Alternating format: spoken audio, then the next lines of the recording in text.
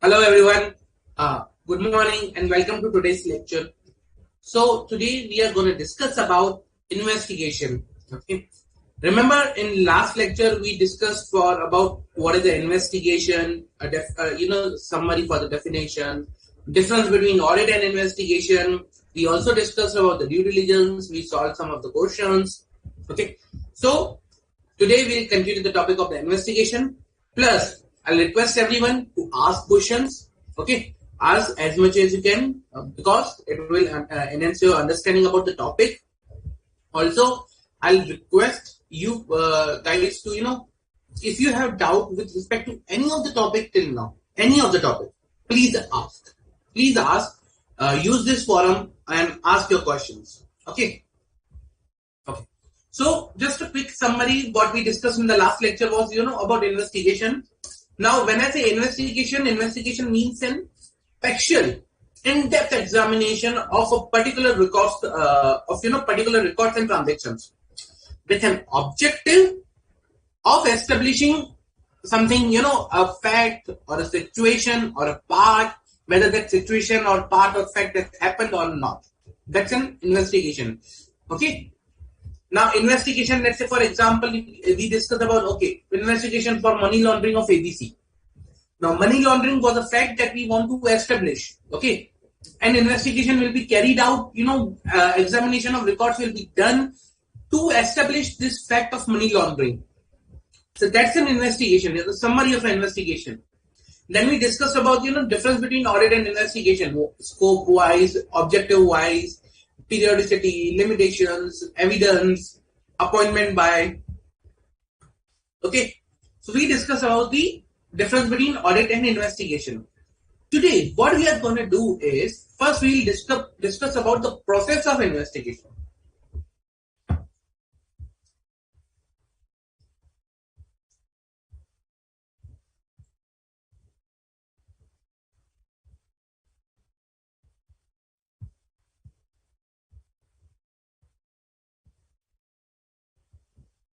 We're going to discuss about the step-by-step of process for investigation. Okay.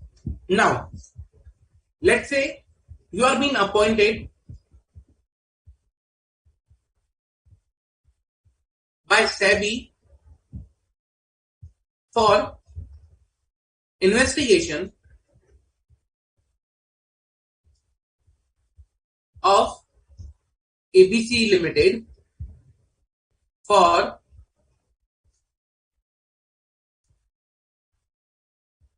let's say transfer of funds to sister concerns. Okay. Now, this is the objective that we want to establish whether there has been a transfer of funds to sister concern from the main company, that is ABC Limited, and you need to carry on the investigation. You are appointed by SEBI. Okay.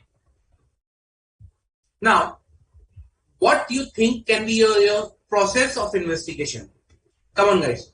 Just a few words from your side. What do you think will be the process of investigation, or how will you carry out the investigation? Like, okay, now you are being appointed as an investigating officer. What will be your next step? Like, you got your offer letter.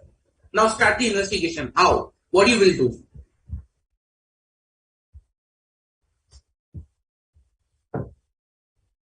What steps you will follow?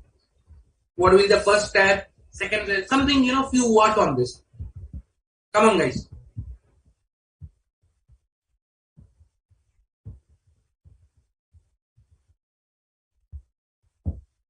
Reason because, see, the way we initiate audit, the way we start audit, it's the same way, on the same line, but bit of tweaking, but it's the same. The concept is same. And the procedure is same.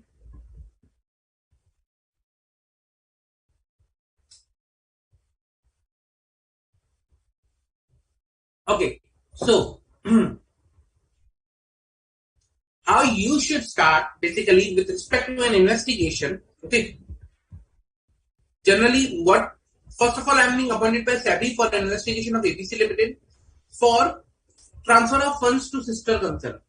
So what I need to do is first I need to define or determine the objective of the uh, objective and scope of the that investigation.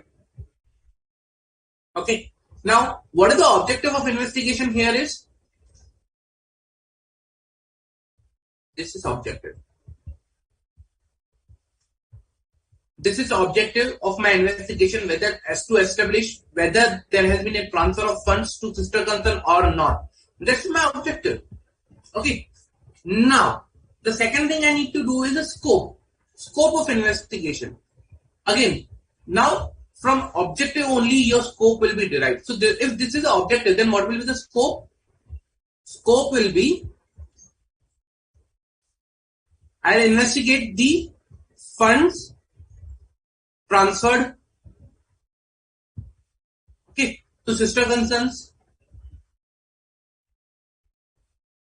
Then I'll investigate about transactions with sister concerns or related parties. Then I'll also see any guarantee or sale or any sort of activity with related party. Then contracts entered with related parties. So all this will become my scope. Scope of work that I will be, or area or transition that I will be looking into while performing the investigation. Okay, based on my objective, my scope will be defined. Now, when particular investigation is started or when we are appointed as the investigator, it is always better to have the objective and scope, this both written and documented. Okay, this should be written and documented. Okay, and this should be also discussed with the person appointing investigator.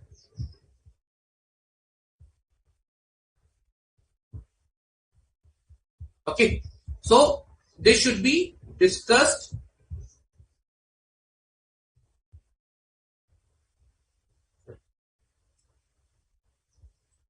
you should discuss the objective and scope with SEBI in the current case. Clear? So, okay, now I decided I need to check for the funds that are transferred to the related parties, transaction with the related parties. What is the second step I need to do? So I established the scope, I established the objective. What I need to do? The second step. Come on, guys.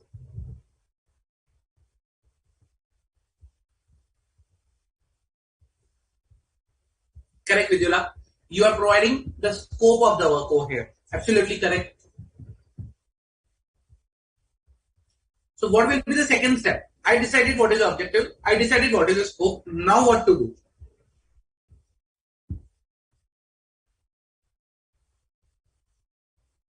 What will be the next steps? I need full participation from you guys.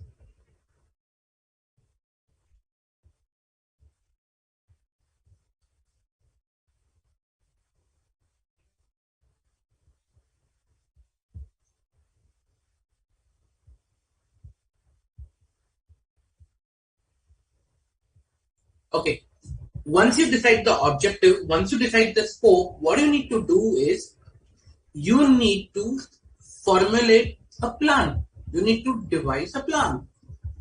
Now, what you will do in plan?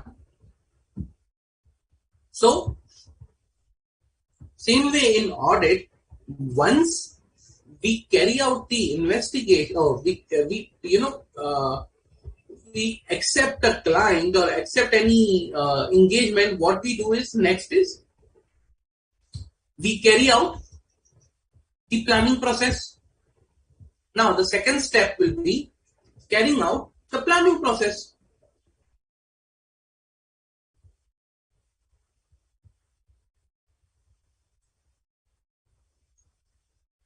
Now, once I have the information available that what I am required to verify, what are the things I verify, what I will be doing is I'll be preparing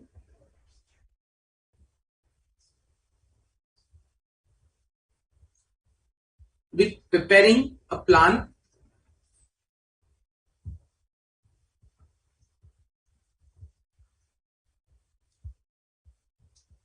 Okay, I'll prepare a plan or a program. Usually we say a program for the case of investigation. An investigation program. I will be preparing the investigation program. Okay. And what I will do while preparing the investigation program is I need to, first of all, understand the entity. Okay. Now it can be, nature of business.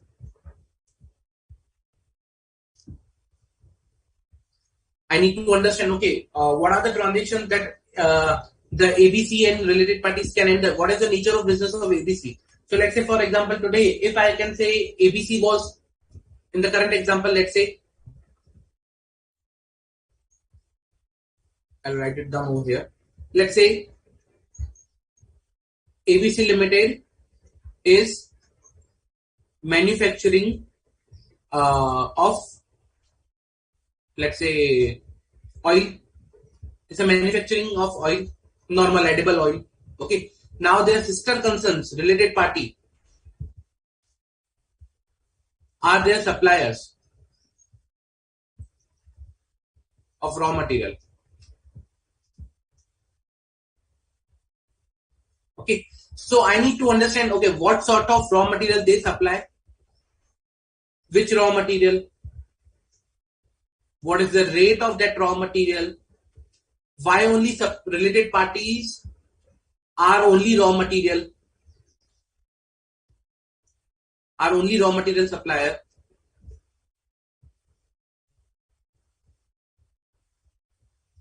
Okay.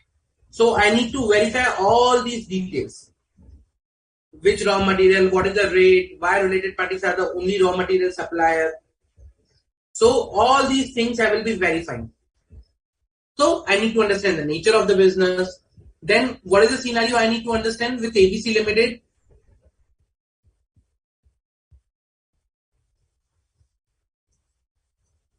Another scenario I need to understand here is who authorized purchases. Like for example, who is the responsible person to deal with the related parties, how they deal with it. So who is authorized to deal. So this will give me my nature of business. This will give me that organization structure. I need to understand organization structure. Okay. Then what I need to do is I need to understand, okay, are there any specific instructions with respect to planning?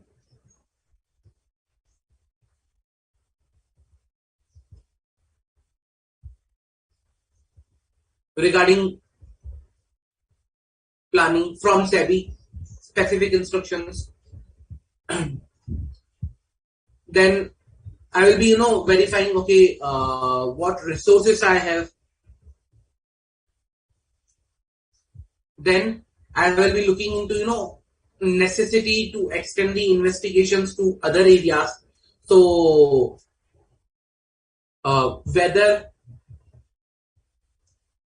I need to expand my investigation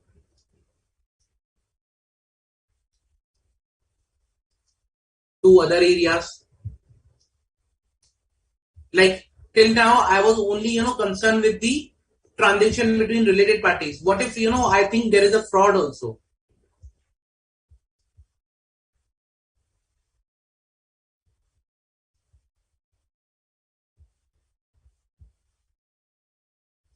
So whether I need to expand.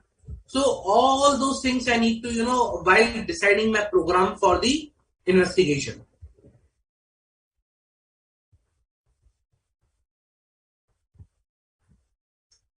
I need to detail, draft. I need to detail, plan out how I will be carrying out the investigation. What will the things that I will be, looking into while carrying out the investigation.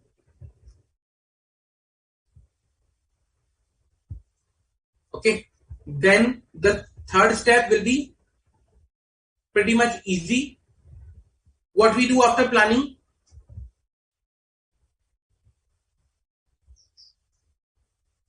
Now, after planning, it will be collection of evidence.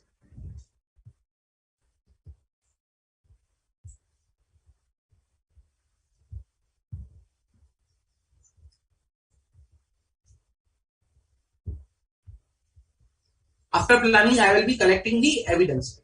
Now, I understood, okay, I need to test about the transactions between ABC and the related party. What I will be doing is, I'll be verifying, like, what are the transfers of fund between related party, loans given, okay, then rate of interest of loan,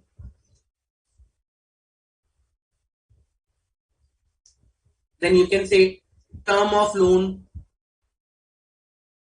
At times, loans are provided without any term, like on demand, at a favorable rate of interest than compared to the market, concessional rate of interest. So all those things. So now I have evidence that, there was a transfer of funds between related party, loans were given, a rate of interest was less, and term of loan was very high.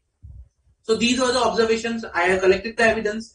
Now how I collected the evidence? I need to perform inquiry. I need to perform test. Okay. I need to, conduct what you can say investigation. I need to, speak to the people over there, interviews of personnel.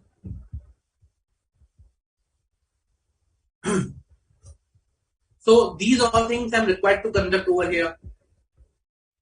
It may be necessary, it becomes at times necessary that we get, ourselves familiar to the management or to the team of which the investigation is going on, so that they can be, aware that, okay, who we are and what we are doing at times. But at times, it becomes, silent investigation, that no one should come to know that the investigation is going on.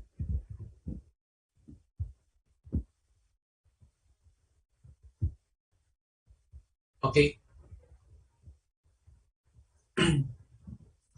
So all these things I'm required to do for a particular, exhibition. Then once I collect the evidence, like, transfer of funds, plate given, all those things, once I collect the evidence, what I need to do is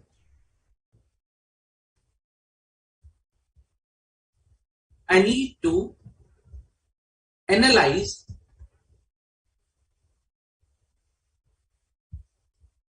the evidence and I will be interpreting the findings.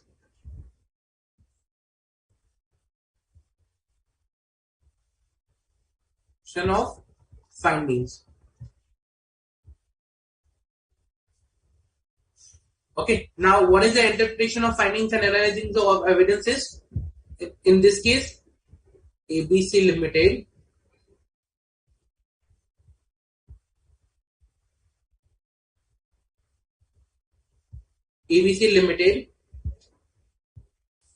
gave a loan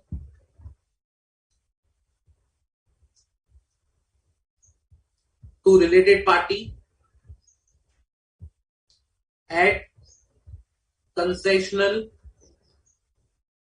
rate of interest for a higher term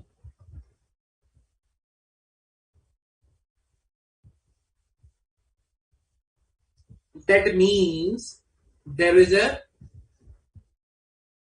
transfer of funds from entity to their sister concern.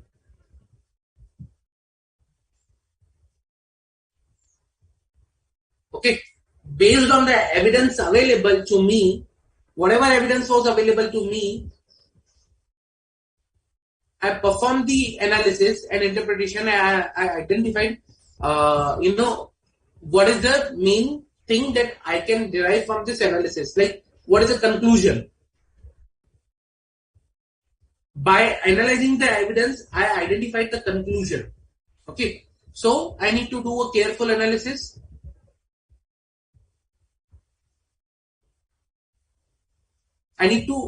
After careful analysis, I need to correlate the facts.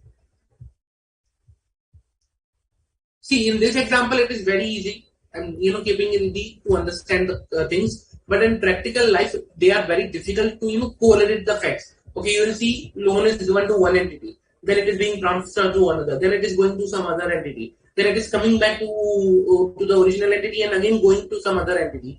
So there is circulation of funds. So, and not only one single transaction, there are multiple number of transaction of advance given to related party for the purchase, then loans given. Even, at times it happens that, okay, loan has been given to the related party to purchase, purchase the goods, then they purchase the goods, they supply the same goods to the entity, and entity pays the money. That money is again paid back to the entity as a repayment of loan. So a cycle goes on like this way. So at times they are very, very much complex scenarios, and they require a very much, careful analysis, correlation of the facts that are present on the hand. Okay. Again, connections of figures, like, okay, what number is, how it is linked with another. So all these things are required to be done. You need to establish facts with reasoning. Okay, there should be appropriate reasoning available, backed by facts that, okay, this is the reason this has happened, and these are the facts that I am saying here. Okay, and it should not be based on my preconceived notions. Like, it appears to me like this might have happened. It appears to me like this might have happened. That, okay, fine, this might have happened. That's why I am saying, okay, there is an issue.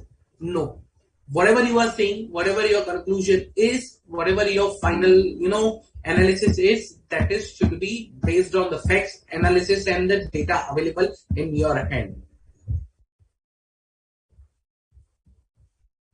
Also, not only the on-hand transaction that we are required to see, but certain external factors also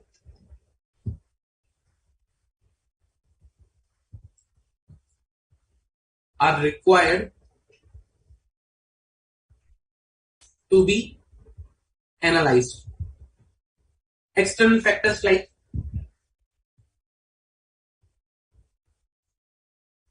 political and economic conditions,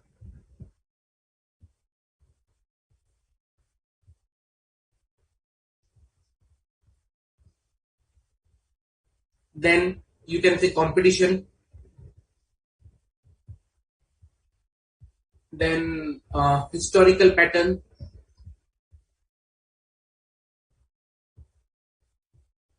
okay. So you need to understand all these things.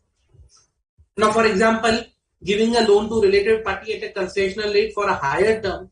Now, it is common in the same industry. Reason because of the type of the business, nature of the business, okay, and all the purchases are done to through sister concern entities to avoid competition because of some laws and regulations or something like that. So you need to understand all those things which are present on your hand, not only the internal one but the external one. Once you understand all those factors, like internal plus external, Then only you can easily identify and analyze what are the final conclusions. Here, any doubt?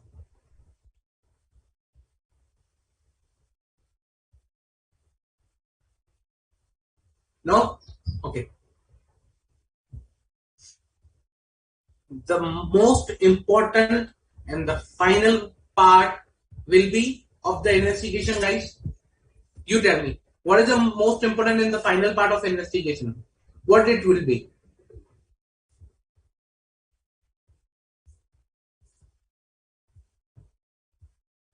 What will be, guys?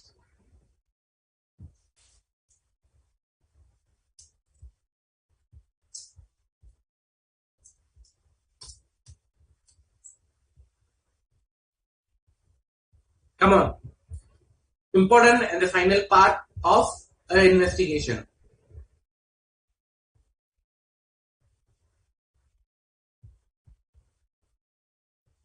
Pretty much easy. What we do after, like we conclude our audit, what we do after conclusion of the audit? Same we need to do it here. Come on.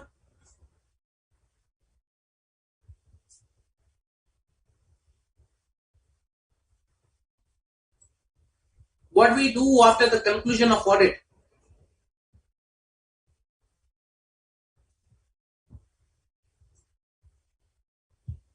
We are required to do the same over here.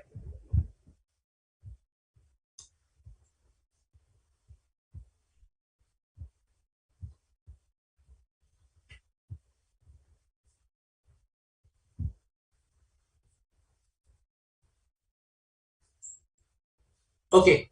So once we are done with the investigation, we have analysis our finding, we have correlated the data available on our hand. What we are required to do over here is we are required to report the same. Okay. We are required to report the analysis that we have done. We are required to report our finding based on the facts, whatever we have available in our hand. We are required to, present to the person who has appointed us. And how we will do that?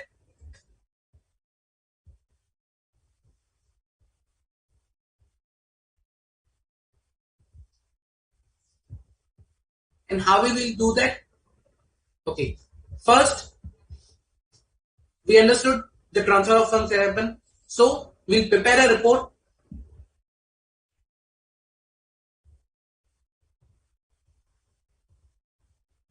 based on the, if format is, prescribed by the person who was appointed, and based on the format prescribed, if any. Okay. If any available prescribed format, like let's say for example, SEBI has already given us a format. Okay, in this form, particularly you are required to present your report. Fine. Okay, or else instructions have been given to us. Instructions on how to prepare a report. Okay, how to prepare a report, like what are the things that we are required to mention in the report. So any instruction has been given. Plus, over and above that, what is the most important part that we are required to keep in our report is findings, conclusion, and analysis. That what we analyzed, what we found, and what is the final conclusion that we are saying. That's we need to prepare in the report. Now there are some important things that we need to keep in mind while preparing the report.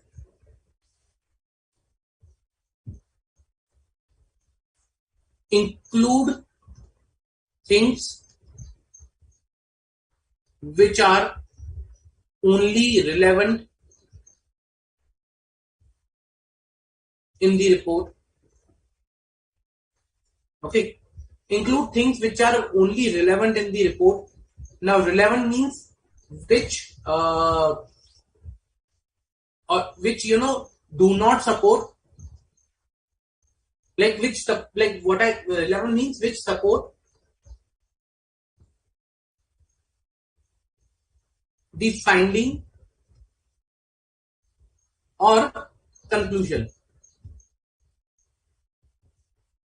Okay. Number two, appropriate words should be used. Like for example, somewhere I am terming the ABC Limited as a company. Somewhere I am terming the ABC Limited as an entity. Somewhere I am using the word assessee. Not good. Use a standard terminology or word that you are referring to, to a company. Let's say, for example, I'm preparing a report. Okay, and let's say I'm drafting a report, and I'm saying hypothetical example. I'm just giving you a hypothetical example. Let's say while drafting, what I did is I wrote, okay, ABC Limited bracket hereinafter referred as entity. Fine. Hereinafter referred as the entity. Okay, fine. I actually mentioned in the start, that is the thing. Then after going on to certain lines, then I write it, okay, during the investigation,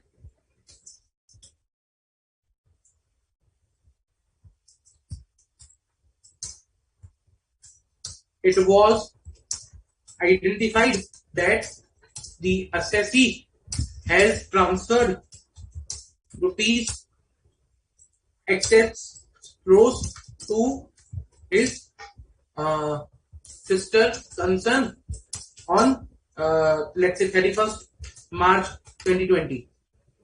Now, if you see over here, I initially, when I was while starting the report, while drafting the report, what I referred as an entity ABC Limited as the entity.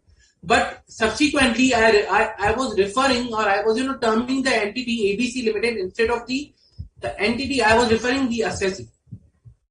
Now the reader might get confused. Who is assessee? Which assessee we are talking about? From where the suddenly assessee came in the picture? So whatever terminology that we are using, whatever word and expressions we are using, that should be used appropriately. Okay, every expression should be used appropriately.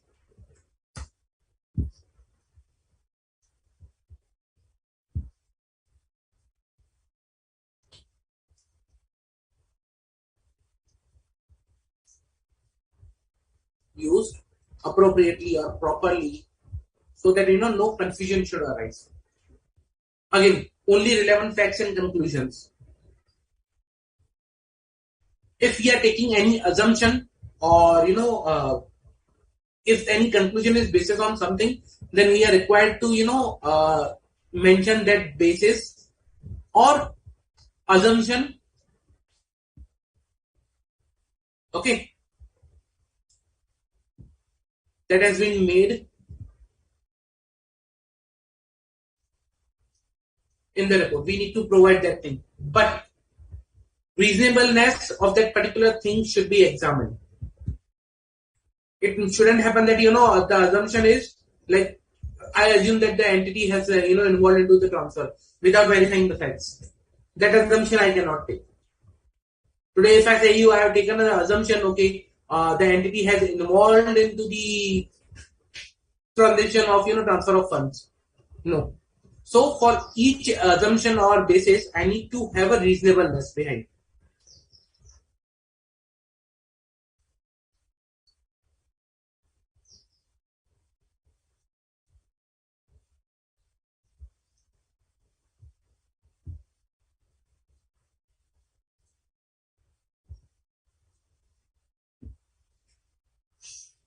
Then again, same way the audit report does is practitioner's responsibility, management's responsibility, scope, opinion. Same way here also we are required to present what was the objective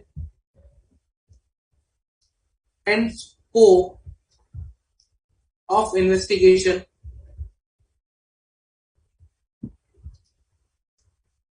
Then we are required to provide, okay, any restrictions / limitations in investigation or during the investigation. Then the final will be opinions. Last paragraph, opinion of investigation. Okay, but these each should be, like whatever we are discussing the points here, like objective, restrictions, opinion, basis and assumptions. These should be separate paragraphs with appropriate headings. Let's say our final paragraph is conclusion or opinion, but you have not mentioned the heading opinion. And it is a continuation of the restriction paragraph. Some will understand this is a restriction, not the opinion. So that may happen if you do not provide that particular thing. Here, this is how the reporting should be done. Any doubt till now? Any doubt? This is the process for the investigation. First one, objective and scope.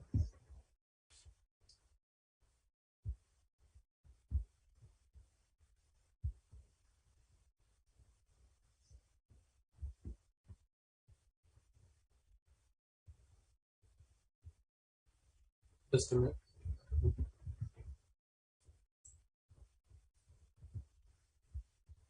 First one is my defining the objective and scope.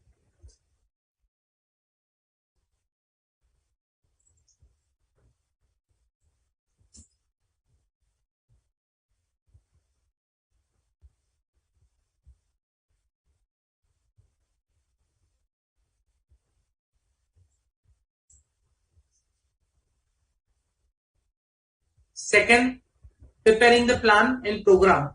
Third, collecting the evidence. Fourth, analyzing the evidence and interpretation of findings. Fifth, the reporting portion. How process of investigation goes. This is the process of investigation. Clear? Any doubt?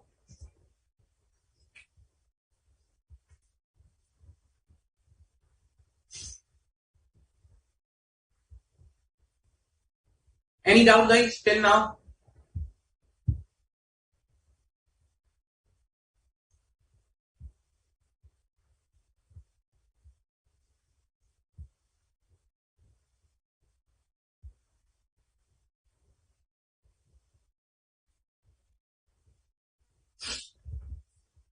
Okay. If no further doubts, then I think I can continue. Okay.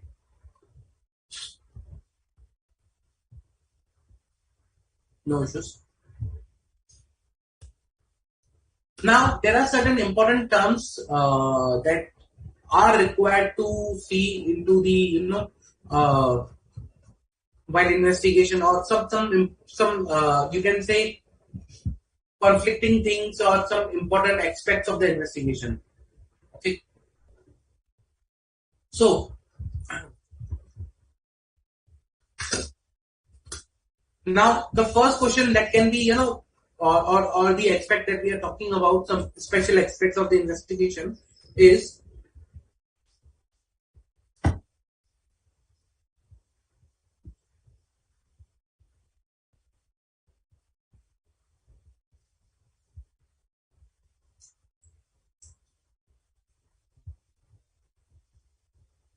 involved in investigation.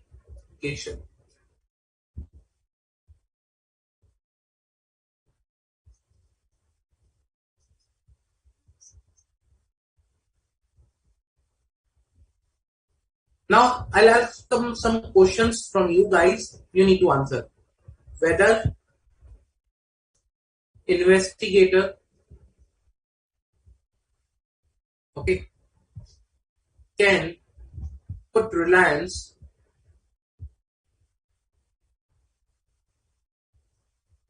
on the audited financial statement whether the investigator can put reliance on the audited financial statement. Like for example, if I want to do investigation, can I say, okay, I can rely upon the audited financial statement that they are true and correct, and I can then continue my investigation by relying upon the numbers.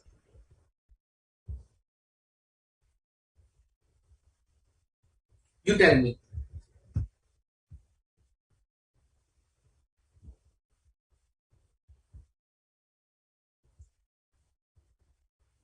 Whether I can rely or not.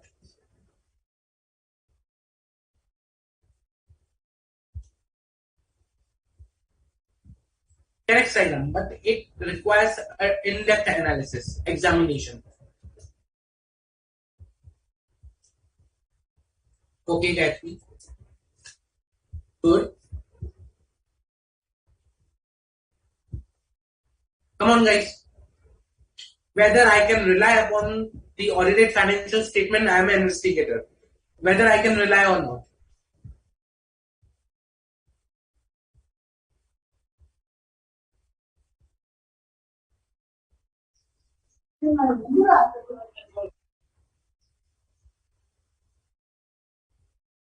Okay, Vidula.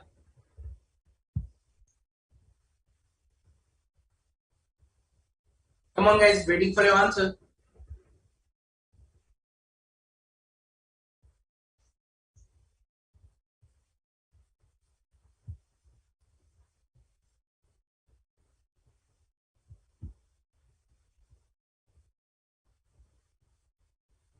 Okay. Correct, Sairam. Answer is so the answer of this question, whether I can rely and or not, is yes and no both. Why both? If if the thing that I want to investigate, okay, if the thing that I want to investigate is related to the financial statement only, like for example, the scope is related to accuracy and completeness of financial statement, that I am being asked to verify whether the number in the financial statement, that the loan appearing in the financial statement is correct or not. For example, investigation regarding valuation of fixed asset, or you know undisclosed liabilities, or overvalued assets. If the investigation itself is on the area which is contradictory or questioning these financial statements, then I cannot rely. When the scope is this one only, I have already written.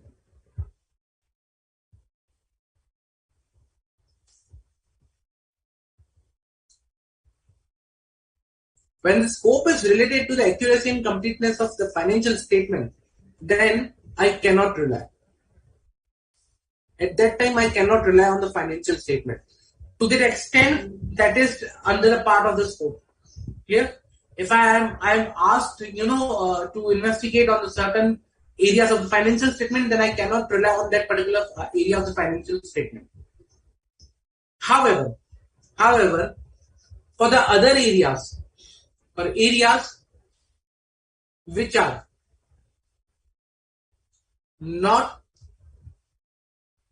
under the scope of FS, not under the scope of investigation,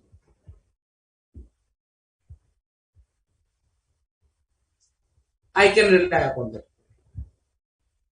Let's say, for example, if I have to, let's say, valuation of fixed asset. For valuation of fixed asset, I can rely upon the number which is given for the sales. If I want to, do an investigation with respect to, let's say, existence of trade receivable, then there is nothing which can stop me from relying upon the fixed asset. So areas which are not under the purview of the investigation, I can rely upon that, provided those are audited financial statement. Also, I can rely upon the investigation, or I can rely upon the audited financial statement till the time till the time something has not came up to, uh, let's say, to provide the contrary, or to uh, to provide that reliance should not be placed.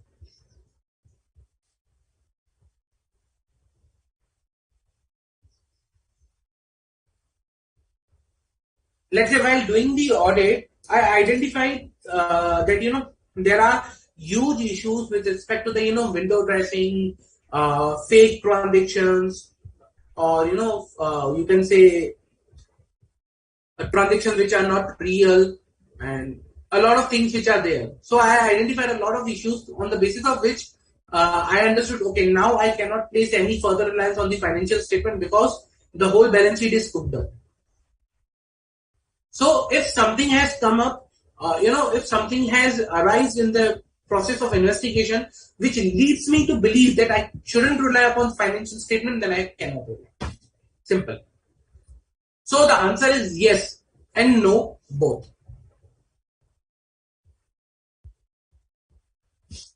Clear?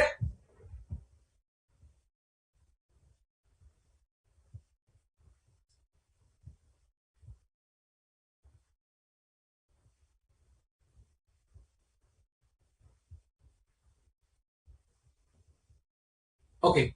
Next,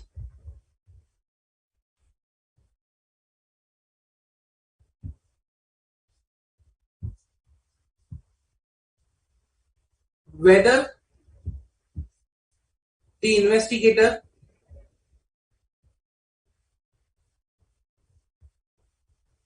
can hire expert, okay, for his uh, help. Whether an investigator can hire an expert for his help. Come on, guys.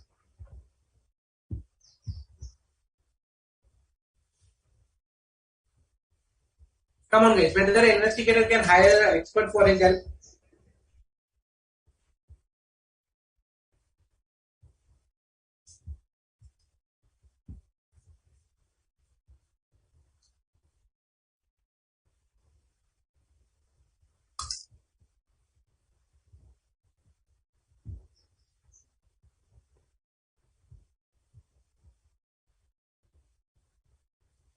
Okay. Correct, Dila.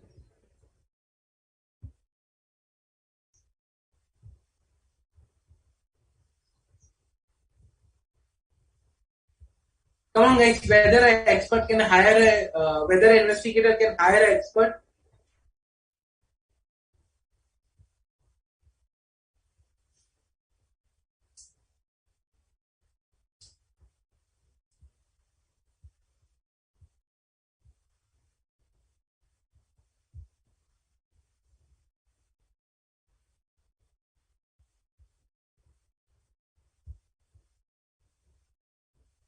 Okay.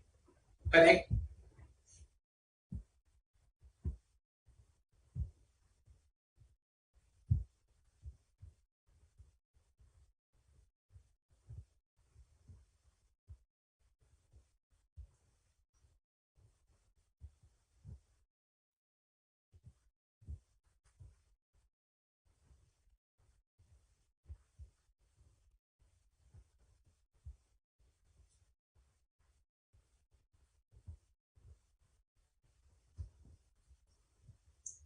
So answer is yes, he can hire, but he needs to inform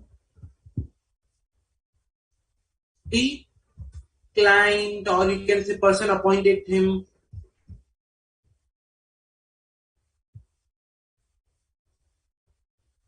that he will be requiring assistance of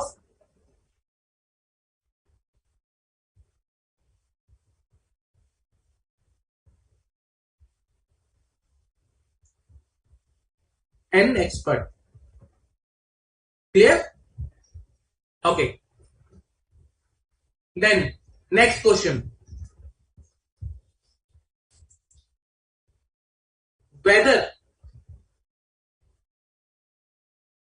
an investigator needs to perform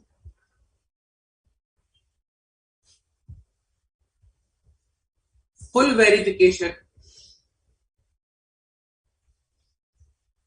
or he can adopt sample check. Whether an investigator needs to perform full verification or whether he can adopt a sample check also.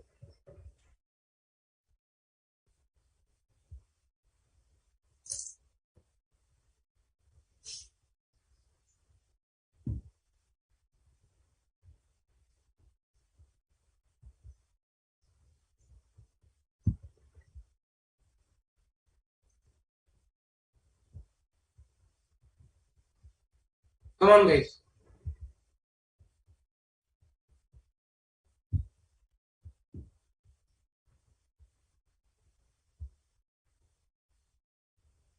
Come on, guys. Whether an investigator needs to perform full verification or he can perform test sample check.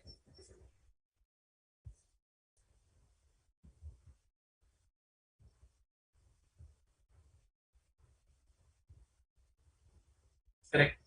Saram, this is I think the point number 8 you are talking about. This is the one. The sample check or full verification. Okay, Vidula. Correct.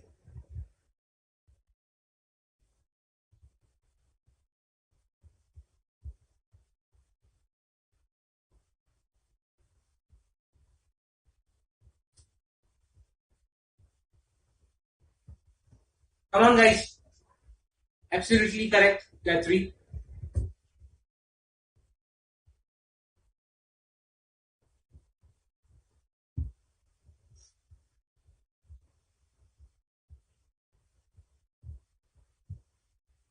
Correct, Sairam. So, answer it depends.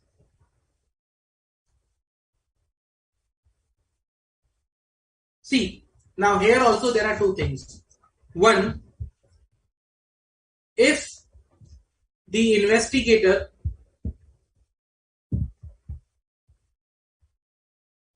if the investigator's scope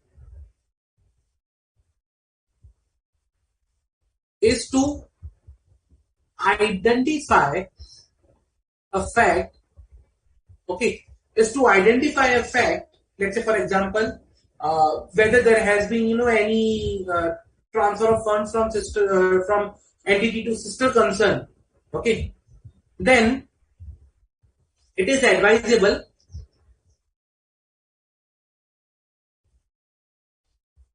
to perform full verification.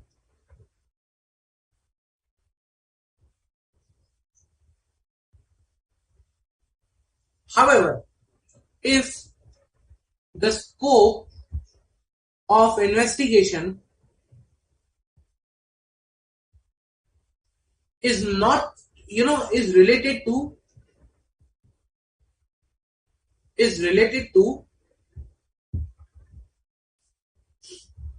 already established fact. So if it is related to already established facts, for example, if I say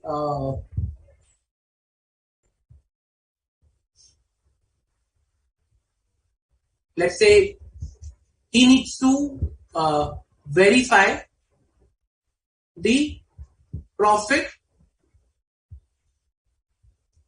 calculated in P&L account, in P&L, profit and loss account of the particular company. In that case, he may go for sample verification based on materiality,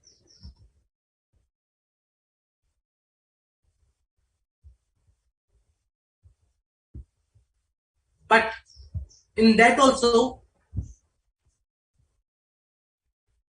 statistical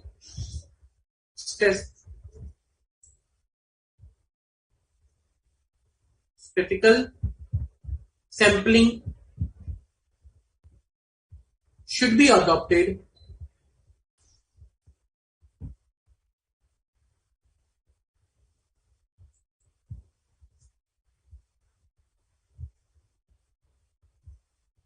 rather than random sampling.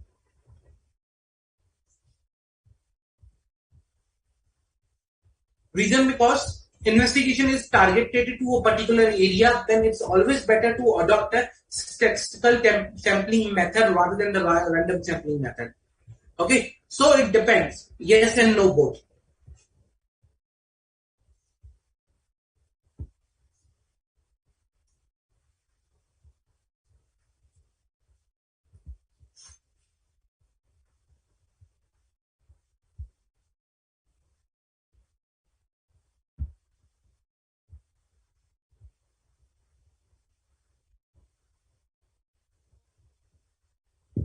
Then the next area is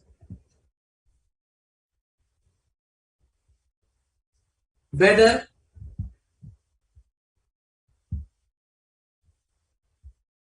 an investigator, okay, whether an investigator can be appointed or whether he can issue opinion on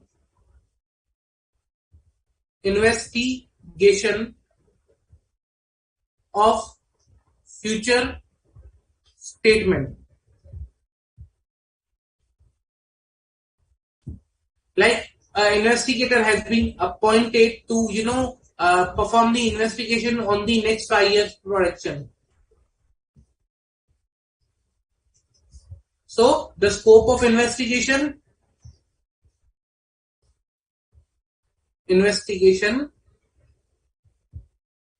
of next 5 years projection.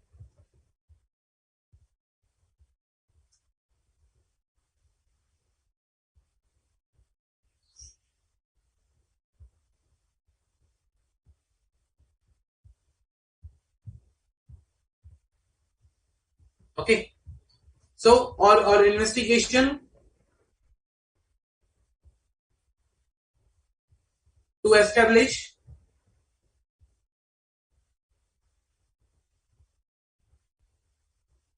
future profit. Now this is the scope of investigation. You tell me whether this can be, an investigator can be appointed for this. Like, he wants to invest, I want to investigate for the next 5 years projection or the profit for the next 5 years. I have appointed an investigator. Come on. Pretty easy.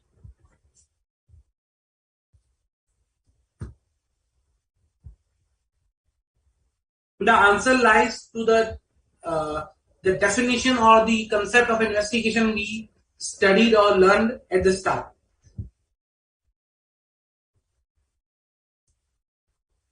Come on, guys.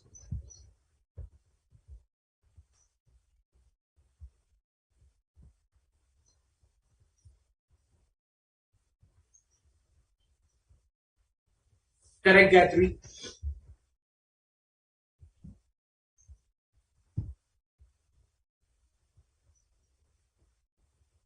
Come on, guys. We have already discussed this particular thing.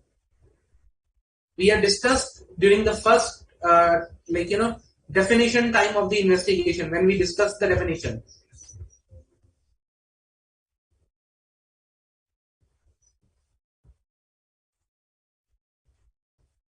Okay. What we discussed, what was the definition of investigation? We discussed about establishing a fact, a part, a situation. Okay. With an objective of establishing or happening.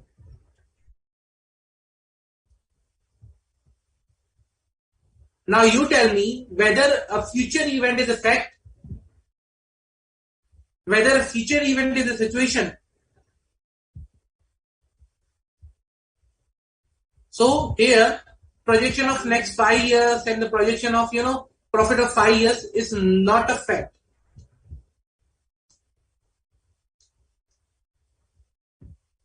Okay, either a situation or part that can be established.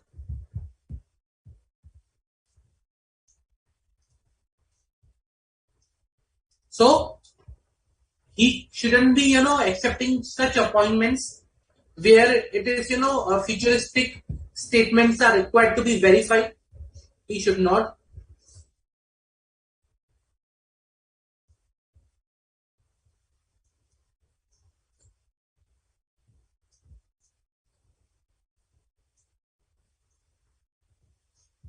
Still if he's being appointed, okay, then at maximum what he can do is, what is allowed here is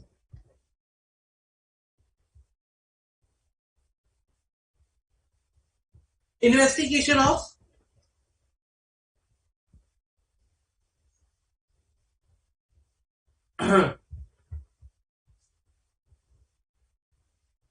trend, assumption, and you can say estimate, like their accuracy, not accuracy, but their reasonableness.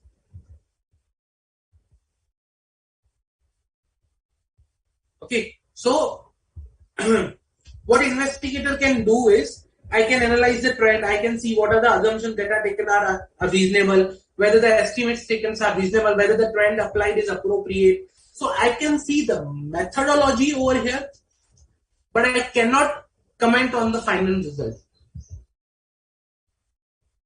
Can verify the methodology.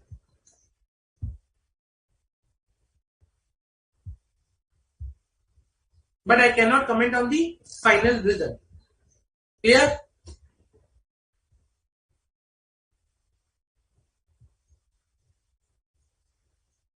Any doubt?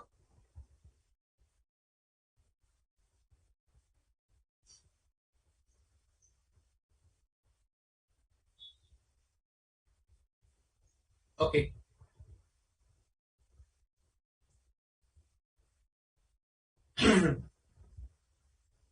Let's discuss a question, one or two, then we'll move ahead. Okay.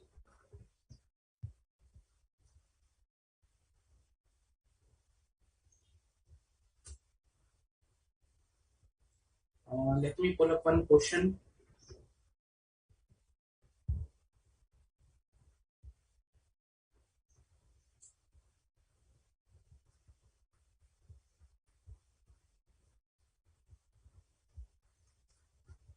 Okay.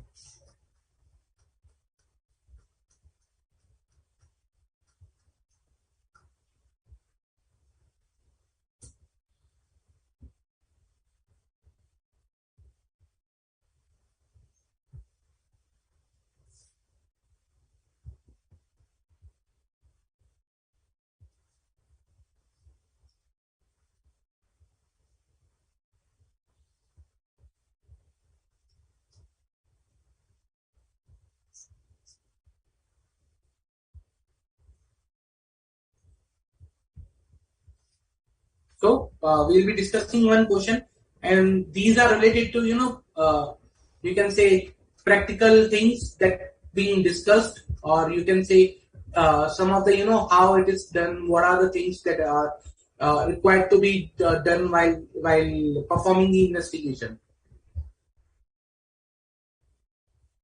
Okay. So just a minute, let me pull up the question over here.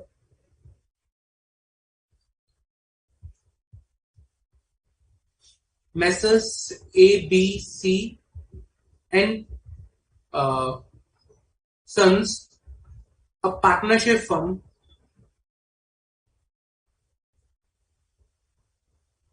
decided to okay decided to admit Mr. D as an partner to the firm. Mr. D has approached to you. Mr. D has approached to you regarding investigation of Messrs. ABC and Sons. Okay, before he accepts the position of partner. Okay, before he accepts as a position of partner, he is approached to you. Please, for me, carry out the investigation of the firm. Okay, and understand whether he should be joining the firm or not. Okay, now you as an investigator,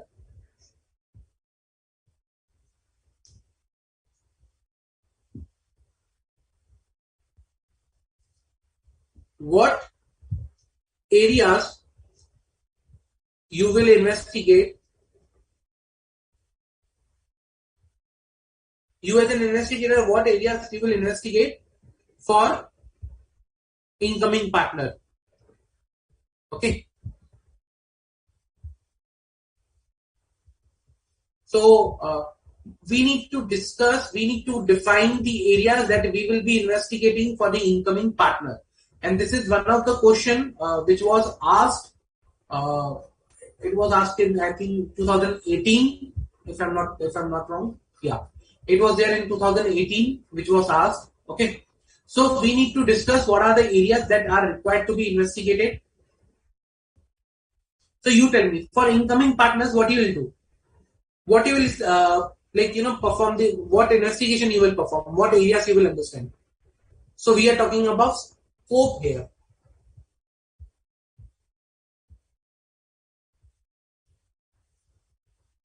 So what will be the scope for our investigation?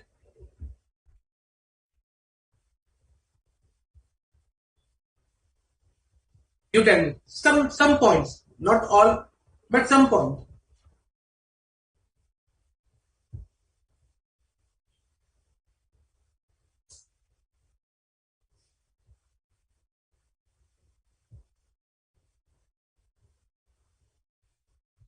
Come on, guys.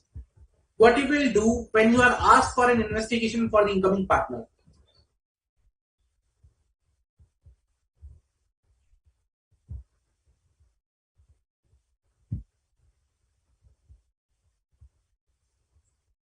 Come on.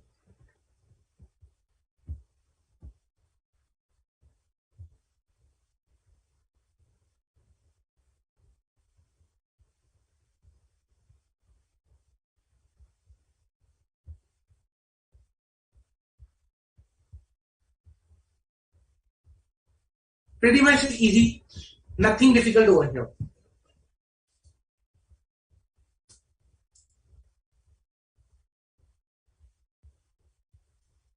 Correct. Correct, Gayatri.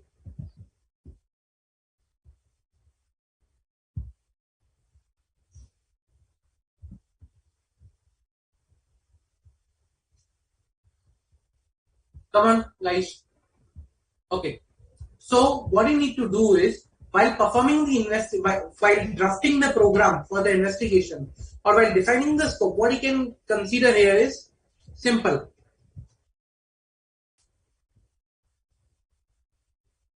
History of firm. Okay, which firm, like what is the history, who was the partners or who was the person who incorporated the firm or original partners, what is the business of the firm. So all those details, like what was the business in past, how they have evolved till now. Okay, growth of the firm.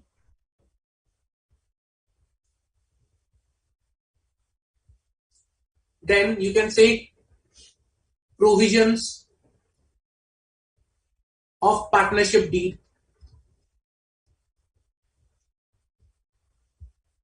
What are the provisions that are there in the partnership deeds? The clauses, remuneration clause, interest clause, capital clause. What are the things, timelines? What is the procedure for admission of new partner? What is the profit ratio sharing? All those things. Okay. Then uh, scrutiny of profitability means like whatever profit they are showing,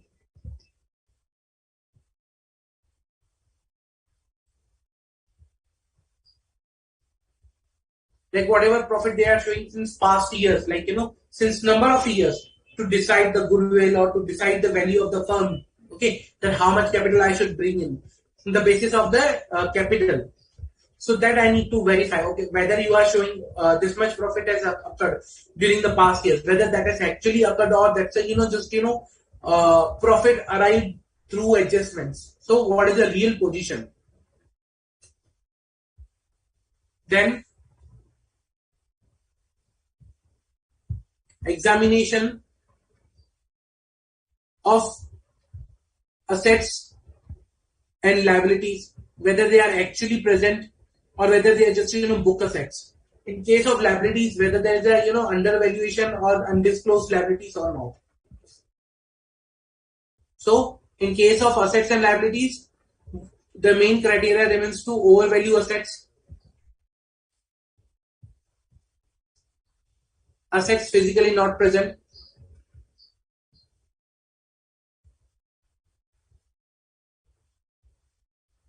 Then in case of liabilities, undisclosed liabilities. Then undervalued liabilities.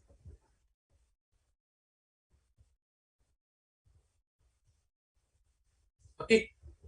Then what I will examine is, I'll examine positions of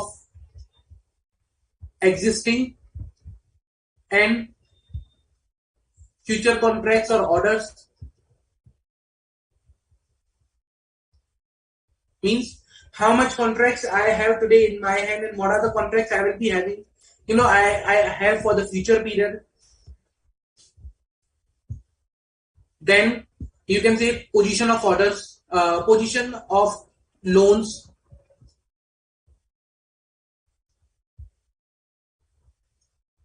Then composition of KMPs, key managerial personnel in the firm. Who are the key managerial personnel, like the prime purchasing manager or the marketing person? Who are the key managerial personnel over there? Okay, all these things I will be verifying. Then rate of return on capital.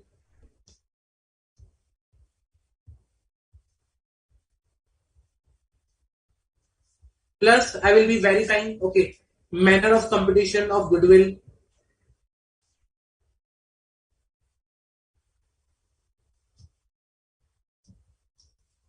Then I will be verifying whether there is any special exit clause.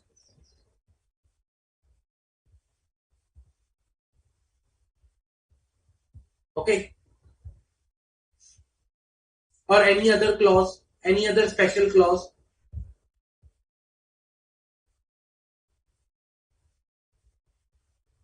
In partnership deed.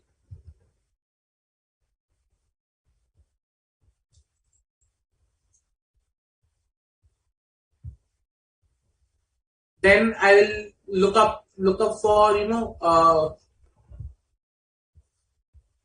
some past commitments,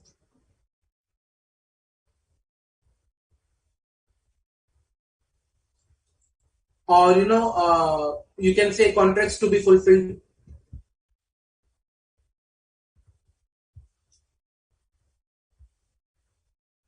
in future.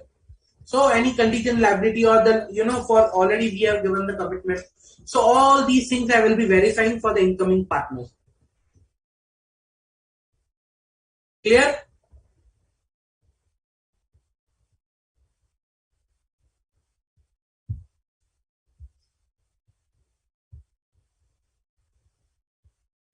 Okay. So this is how we will be doing the investigation for the incoming partner.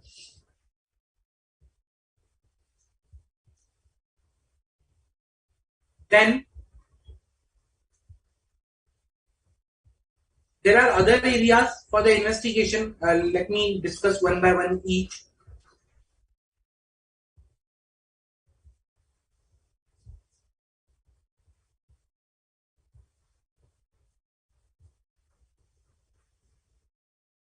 Let's say you have been appointed by DEF Limited to value the shares of ABC Private Limited for the purpose of merger. Okay, for the purpose of merger. Now, not to value, but to carry on the investigation for valuation. To carry investigation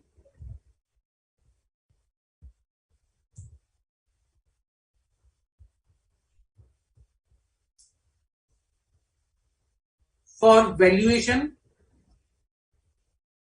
of shares of ABC Private Limited. Now you need to carry on investigation for the valuation of shares of ABC Private Limited for the purpose of merger. Okay. Again, you are required to draft and program, or what you will do, what steps you will follow for the merger. So again, I will be talking about the scope of investigation over here. What I will be doing is, okay, when I'm talking about the valuation thing, I need to consider a lot of factors in the picture. It can be economic factors, consideration, whether the price on the basis of price, whether the on basis of which the price is determined. Okay, now whether the company has a like market value available. Like in this case, it's a private limited, so market value might not be available. Okay, then what is the method of valuation we need to adopt, or what is the method of valuation that has been adopted? We need to verify that method of valuation. Okay, so first, whether market value of shares is available.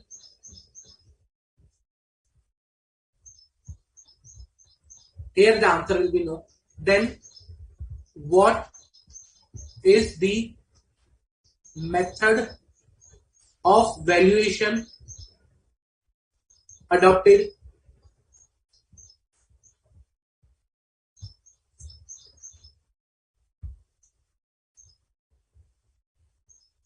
Okay, what is the method of valuation which is adopted? Now let's say, for example, it might happen that net worth valuation method is adopted. Then what are the things that we will see? Yield method, and so we need to see on that area. Let's say, for example, it's the net worth basis or yield basis. So we'll see in both of the cases what we are required to do.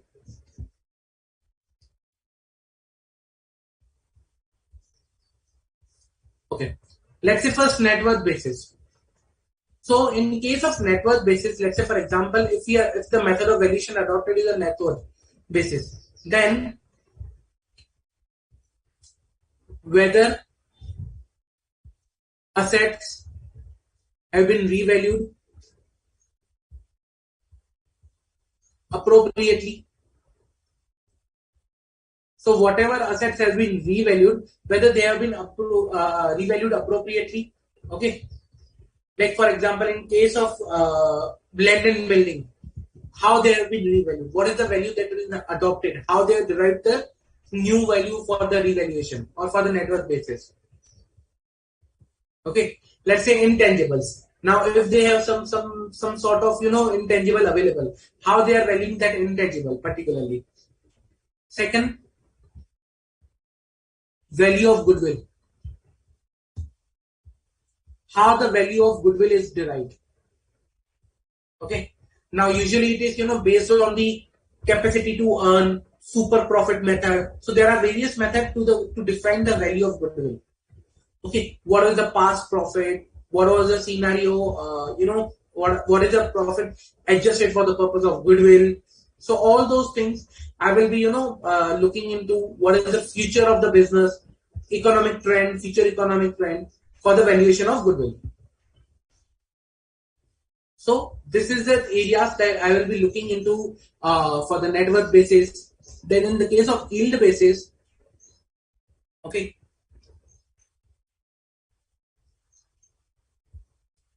percentage, or you can say or slash value of dividend, okay, a right to receive dividend in future. I need to verify these rights. What is the percentage or value of dividend I will be receiving in future? Okay, so I need to determine profits. What is the current profit? Okay, plus methods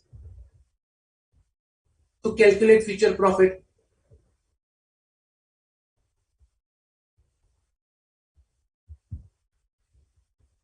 Okay, then trend. This method of calculating future profit. The trend I need to verify. Then rate of dividend, on the basis of which the yield will be calculated, capitalized profit. Okay. Then while calculating the rate, I need to take into account the risk that the shareholders are taking. So it should be risk adjusted rate. There are lot many factors which I need to consider while calculating the rate of dividend. So all those things after considering, I can say okay, the yield basis is appropriate. This is how I need to check for the investigation for the valuation of shares. Any doubt?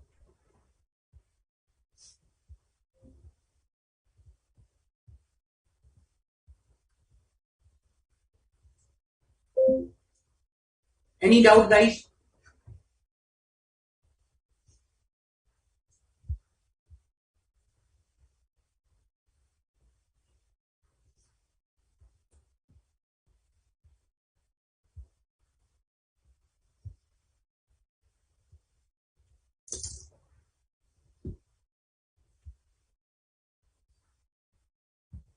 Correct, Vidula. Correct, Gayatri.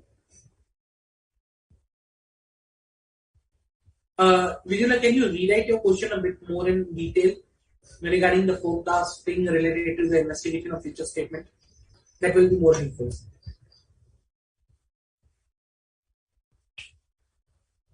Mm, okay, let's do one thing. Let's take a quick 10-minute break and we'll gather again here after the break and we'll continue this topic and we'll start then a fresh topic after completion of this topic. Okay, let's take a quick 10-minute break.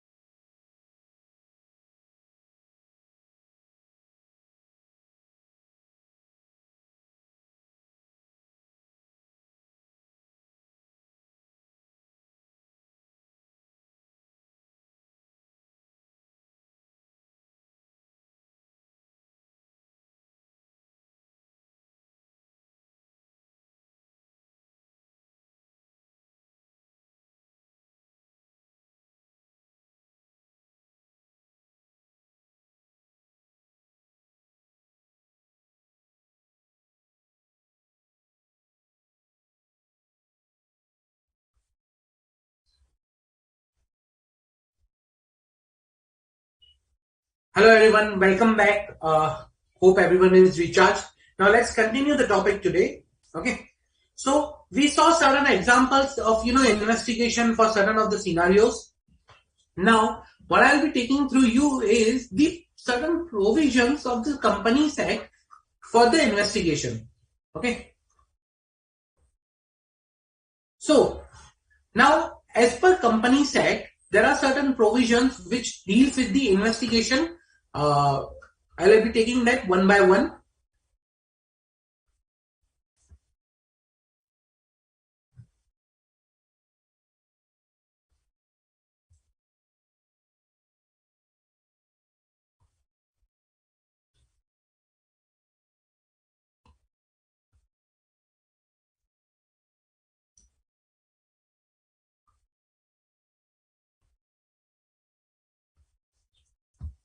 Provisions of Companies Act with respect to the investigation. Okay. Now,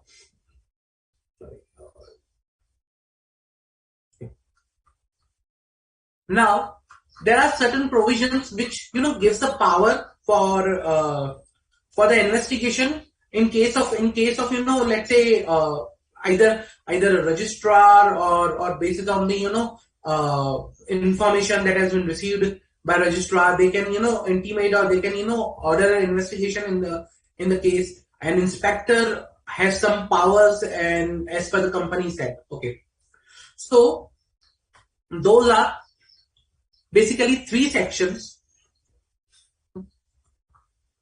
Section 210, wherein by an order of central government a person is appointed. Here we call investigator as an inspector. Okay, so by the order of central government,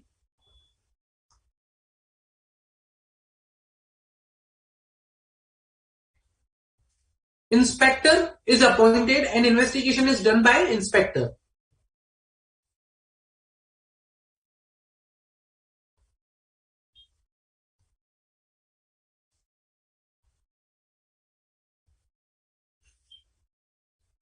So that is section 210 we are talking about. I'll bring it here. Then the next provision that we will be discussing is section 212 of Companies Act. There is investigation by Serious Fraud Investigation Office, SFIO. Investigation by Serious Fraud Investigation Office, SFIO.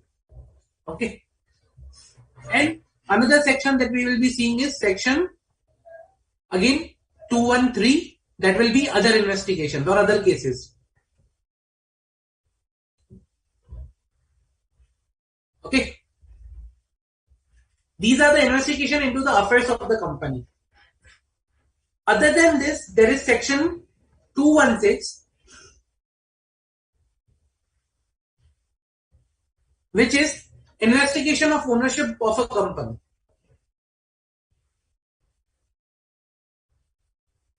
Investigation of ownership of a company. So let's quickly see each one by one. Okay. First, investigation into the affairs of the company by inspector through an order of central government. Okay. When this investigation can be ordered over here is, like when this section can be invoked is when central government is in the opinion that, okay, in the opinion that an investigation is necessary, that an investigation is necessary. Now, when it becomes necessary, where like on the receipt of a report, like if they have received a report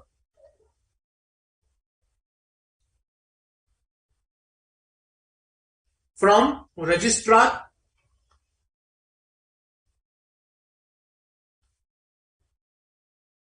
okay, or on intimation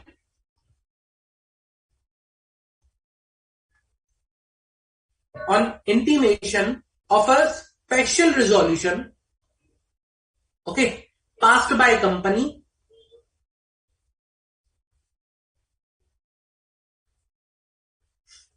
or in public interest.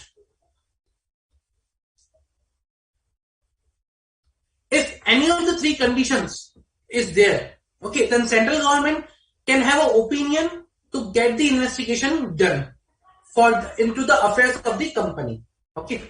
Now, when also an order also can be passed, okay, by a court or a tribunal in the current case requiring an investigation, then the central government can also investigate into the affairs of the company. So when order of tribunal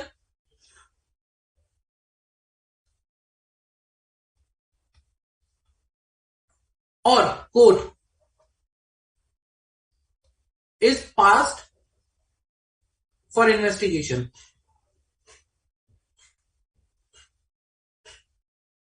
okay, now here the central government will appoint one or more person to investigate into the affairs of the company, and that person appointed will be known as an inspector over here. Clear? That is the investigation as per section 210, where by the order of central government investigation is done by inspector. Now the second is investigation by SFIO. Okay. Now central government by passing an order, okay, they can direct an investigation. We saw that, but in as per this particular thing, as per section 212, where central government again here also it's a that central government comes into the picture, where central government is of opinion that it is necessary to investigate. It is necessary to investigate, but here the difference is by SFIO, means investigation is required to be done by SFIO, that is serious fraud and investigation office. So here the central government is opinion that the investigation is required to be done by SFIO when a report from registrar has been received or inspector has been received under section 208, or again same intimation by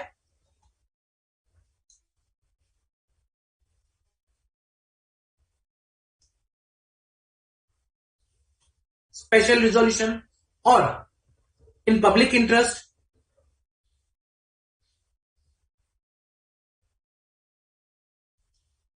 or any request from any department of central government, state government, or or any other department of government. So any request from central government or state government department, okay, if they receive any such request, then they might request for an investigation to the serious fraud and investigating office. Now if a case is being handed over to SFIO, if a case is handed over to SFIO, then no other agency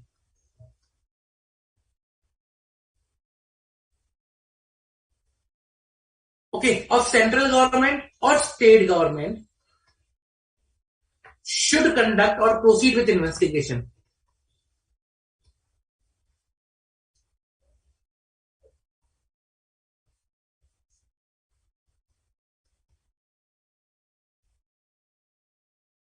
Means if SFIO is doing investigation, then no any other agency is required to do conduct or investigation. Okay.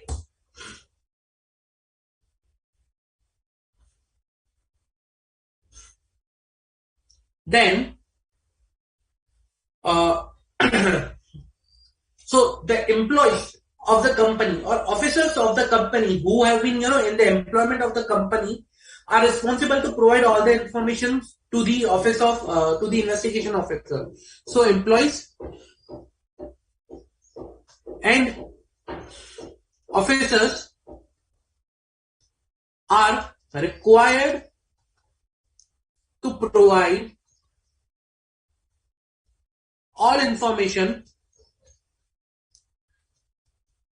to SFIO, or the investigation officer are appointed in this behalf by SFIO. Okay. Now, here, in case of investigation under section 212, person can be what you can say, can be sent for the imprisonment, but any offense under this particular section, any offense covered under section 44 with respect to the 212, so any offense under section 447 read with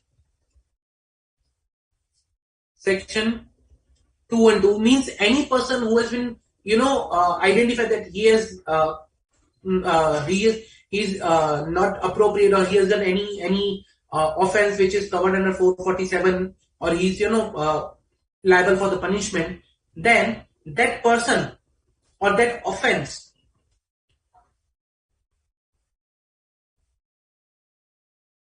shall be treated as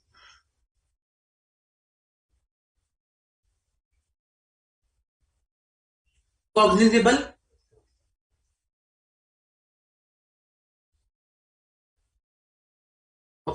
that will be treated as a cognizable, and that person can be released on bail subject to there are conditions provided, but like opportunity should be given to the public prosecutor to provide why he should not be released, plus a bond should be given. So there are provisions, but then again, based on that, he can be released on the bail, but subject to certain provisions. So that will be cognizable offense. Okay. Okay. Then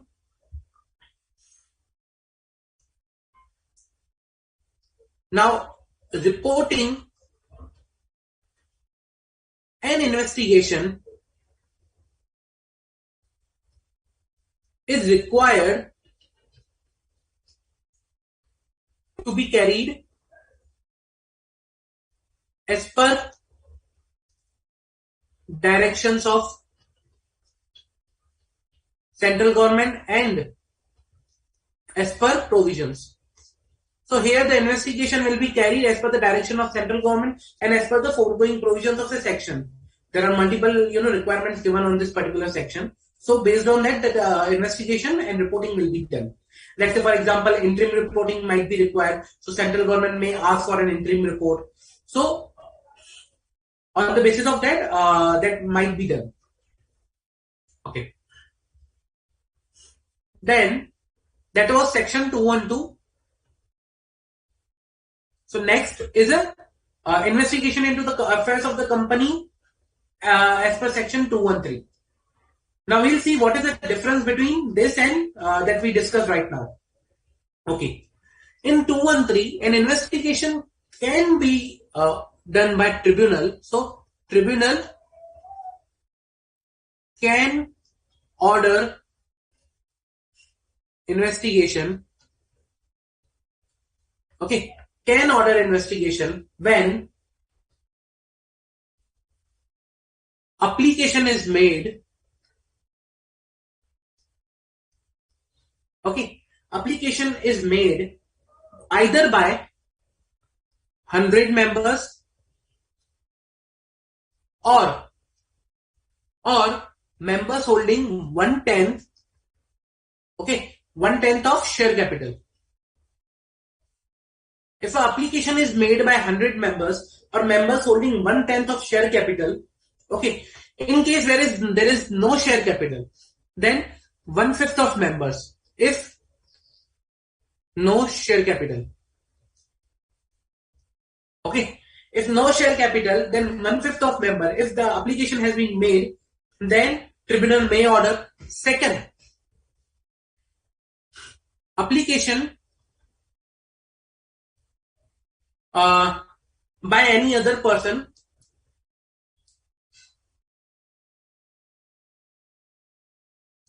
which may include that any other person is, that the business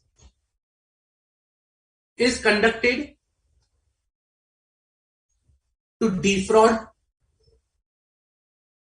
Okay, so the application is made by any other person and they are claiming in their application that the business is conducted to defraud its creditors, members, or any other person, or otherwise in a fraudulent way it has been dealt with, the or the purpose of the business is unlawful. So any of the reason is provided into the application.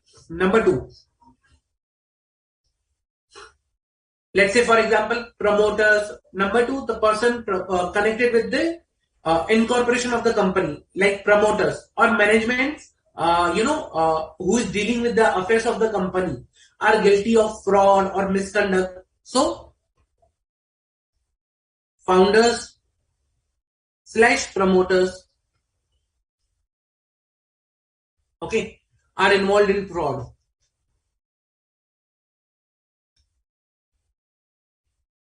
If application is made and the reason is this, then tribunal might order. Third, members have not been given appropriate information about the company, or members are not being informed about the transactions of the company that are required to be informed. So members are not informed, okay, about the affairs of company. Then an application can be made to tribunal, and investigation can be carried out by the tribunal's order. So that's the section 213 where an order can be passed, okay, on the application made by either members or by any other person on these grounds. Okay. Now the fourth section is 216, which talks about investigation into the ownership of company. Now till now what we were doing is investigation into the affairs of company. This was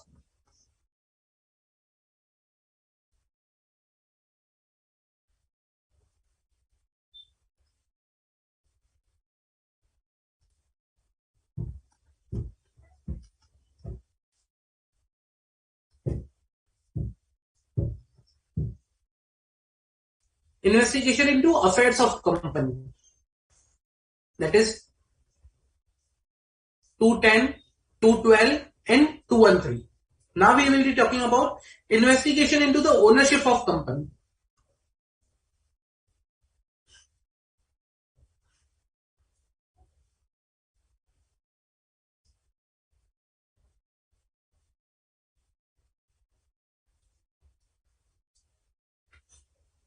As per section 216, investigation can be carried out for the ownership of the company. Okay. Now that again is where it appears to be to central government that there is reason to do so. Okay, that there is reason to do so. Okay, they may appoint an investigator to investigate the matters related to the company, like membership or true persons, like for example, who are real owners or financially interested, okay, in the company.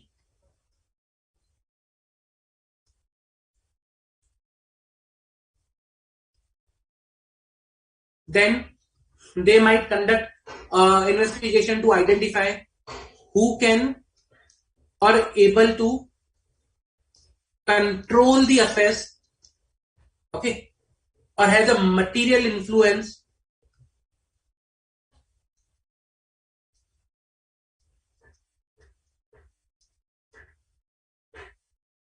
on company.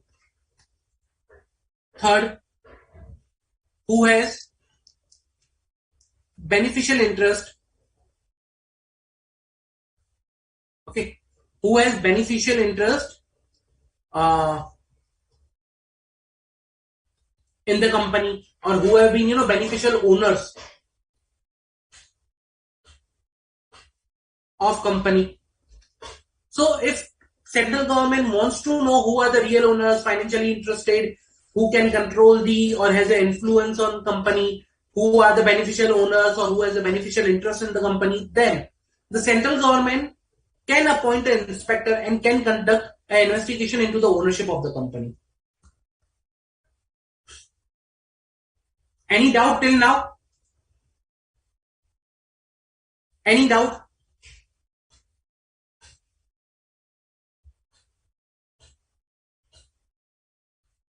Okay. Other than this, now we understood on what basis investigation can be carried on in the company. Now the next area that we need to understand is powers of inspector.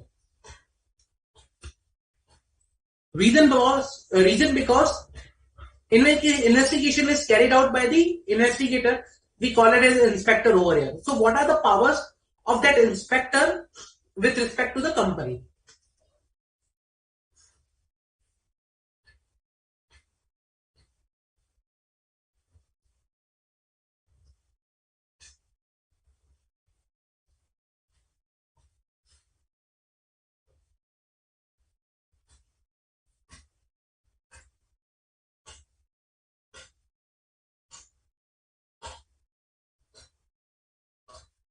Okay, powers of inspector with to conduct investigation.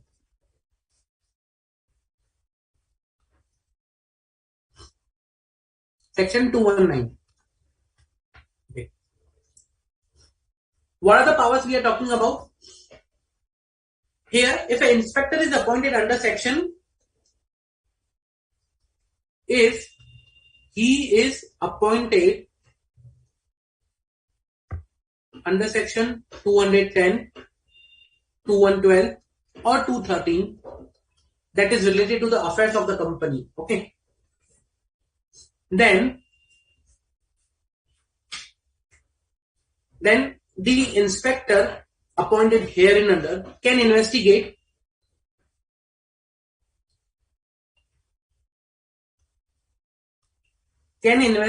or has the power to investigate into the affairs of other body corporate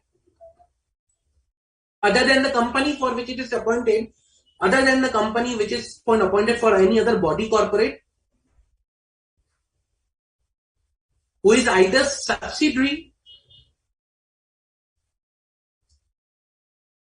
or holding company, okay, who is either subsidiary or holding company, okay, or a subsidiary of its holding company. So is either a subsidiary or holding company of the company for which he is appointed, okay.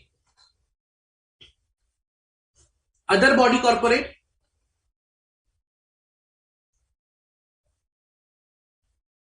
managed by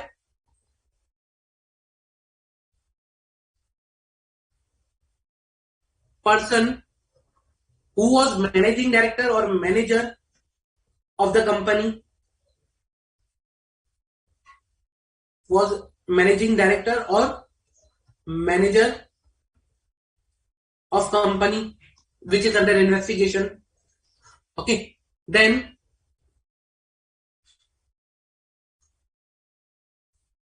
any other body corporate whose board of director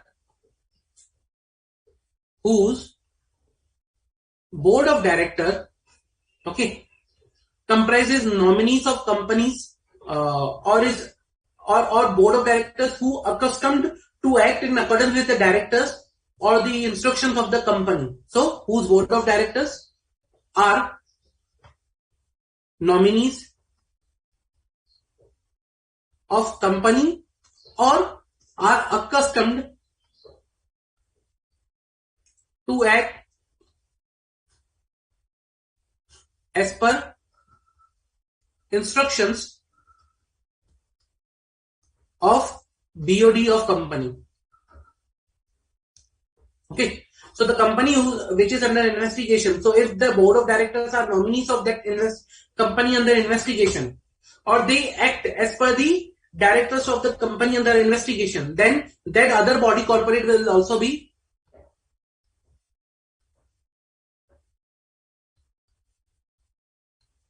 can be taken into the investigation by an officer. Okay,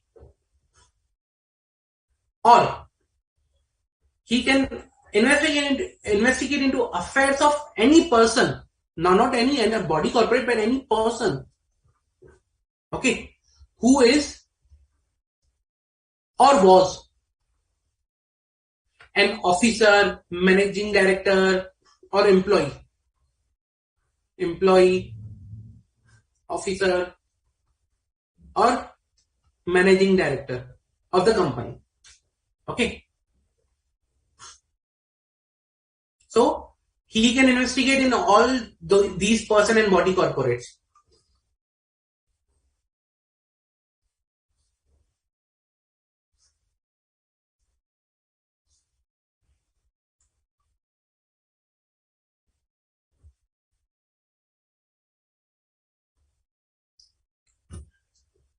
As per section 219 of the Companies Act.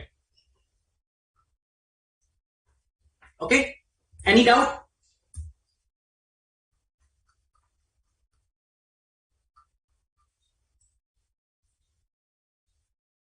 Okay.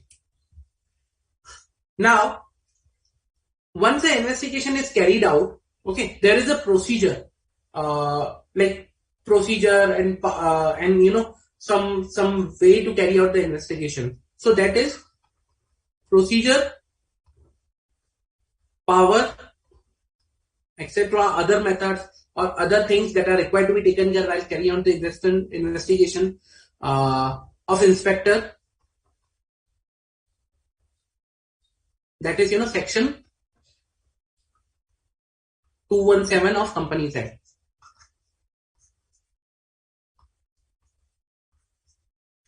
Okay.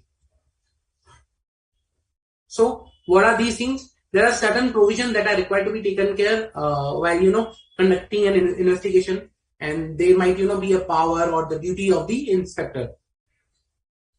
Okay.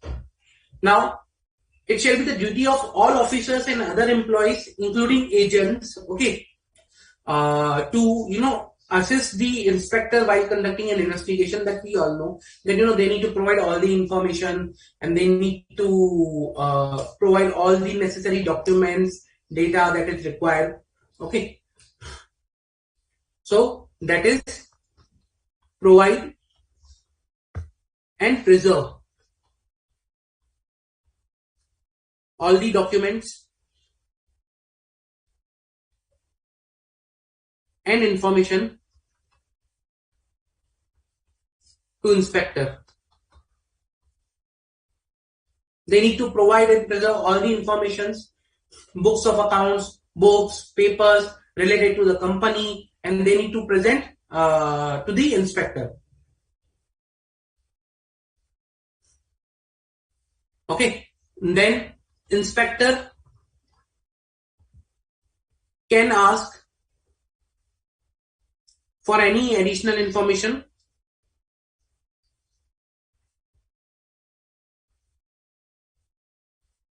Okay, inspector can ask for any additional information, and that information they are required to provide.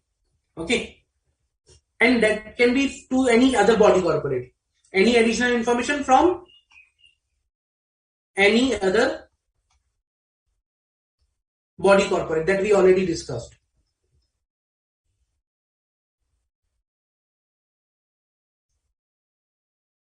Then inspector, okay, now if he feels that the information or the data or the evidence that is there is required to be taken for the custody for the safeguard, then he can take in his custody,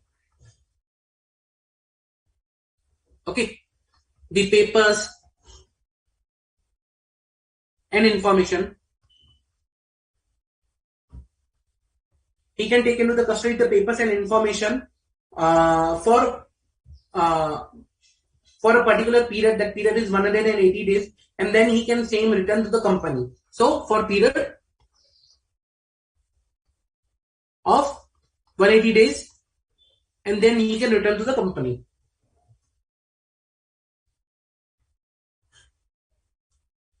Inspector can ask officers or employees or key managerial personnel or any person, okay, to examine them on oath. Okay, he can ask those person to give their statement on oath. Inspector will be having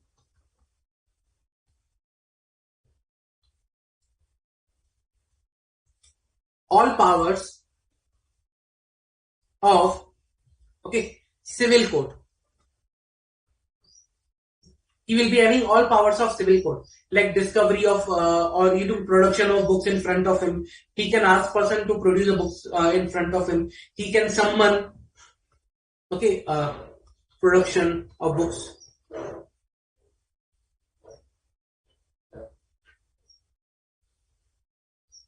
Summon persons related to the company, okay, inspection of records.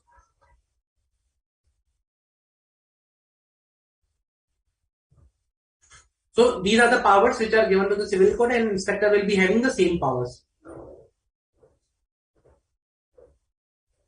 If anyone disobeys the inspector, or if anyone does not follow the instructions of the inspector, or they disobey, okay, the direction issued by the registrar or the inspector, then they should fine for disobey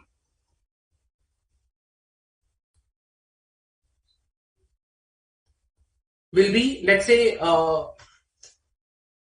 imprisonment up to 1 year, or and fine, that can be both, and fine from 25,000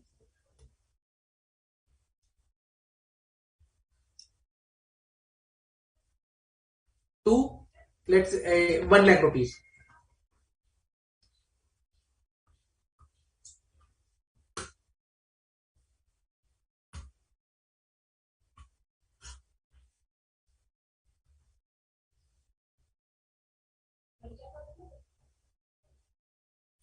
If any person, okay, fails to produce to an inspector any book or paper, to furnish any information, or to appear before inspector, or to sign the notes of examination, or to sign what he is required to sign, if he fails to produce information or fails to be present,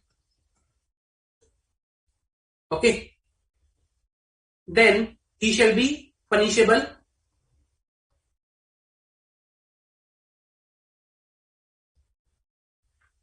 you can say with a term which may extend to 6 months. So punishable with a term which may extend to 6 months of imprisonment, okay, and fine which will be, let's say, 25,000 to 1 lakh, that we already discussed.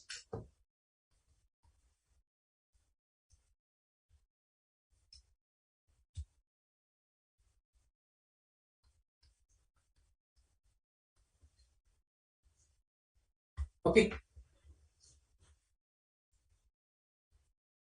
If this is a continuing, offense, like the offense is in continuation,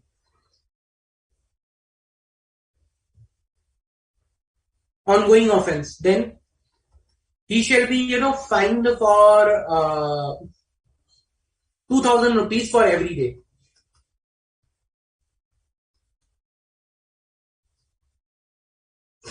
Till the date the offense is ongoing. So let's say, for example, he was required to present before the inspector, but he did not appear before the inspector. So till the date he appears, he will be fined for rupees 2,000 from the date he was supposed to get appear.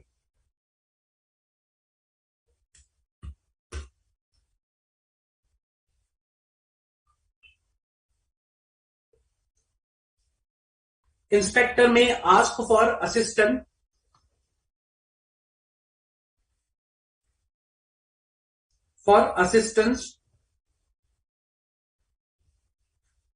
from central government and state government, or whatever, officers of government, to assist him in the case and to assist him in the inquiry. So these are the certain powers which are there with respect to the inspector, and some duties of the officers of the company. Okay.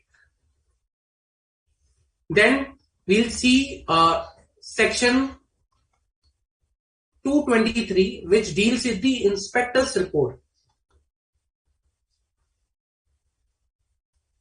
Now these are the provisions of Companies Act which are related with the investigation. So as per the section 223 of the Companies Act, inspector needs to submit an interim report if it is required by central government.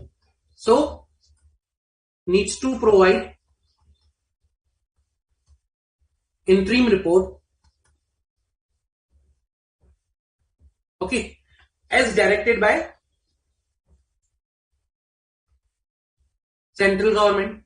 If it is directed by central government, then he needs to provide a interim report. Report should be in writing.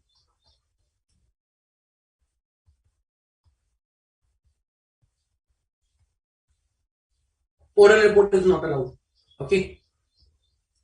So a copy of report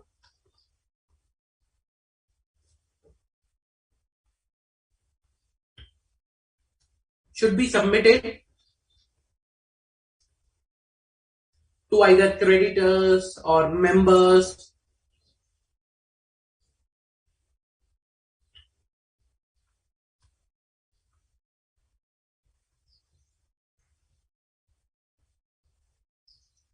as the application has been made. So if an application has been made by either members or creditors, then a copy of report is required to be submitted to them also. Okay. Then report should be under the seal of inspector. Okay, means he should sign and seal. Also,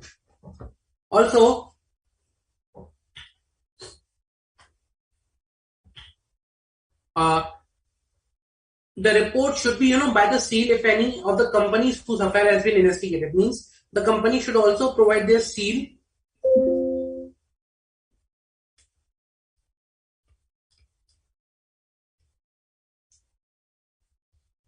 okay, like all these facts and all these things have been authenticated, and all these things are appropriate and as per the investigation carried out by the inspector. So a company seal will be there on the report. Okay. So this is some of the provisions with respect to the investigation under the Companies Act. Section 210, 212, 213 was an investigation into the affairs. Then powers of inspector for any other body corporate to investigate under 219. Procedure and power of inspector for investigation 217. Report of inspector 223 that we discussed as of now. Plus one more section we discussed, investigation into the ownership of the company, which was section 216.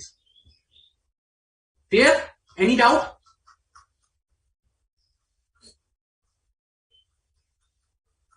Any doubt till now?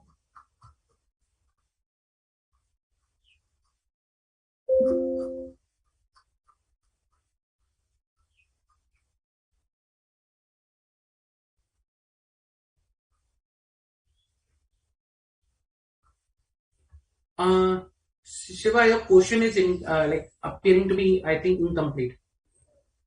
Can you rewrite the question again so that I can take it up? Any doubt, guys?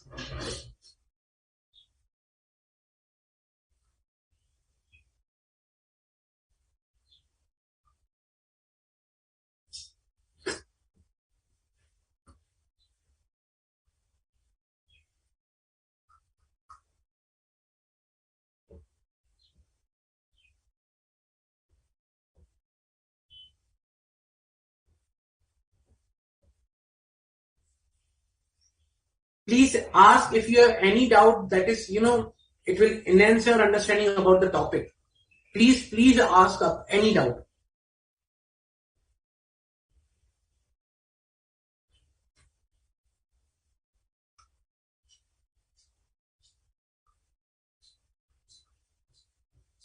Any doubt, guys?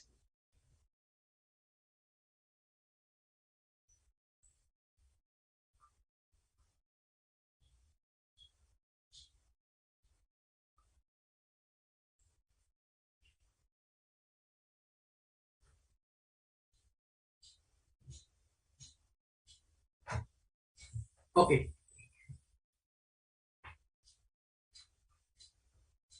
There is one question.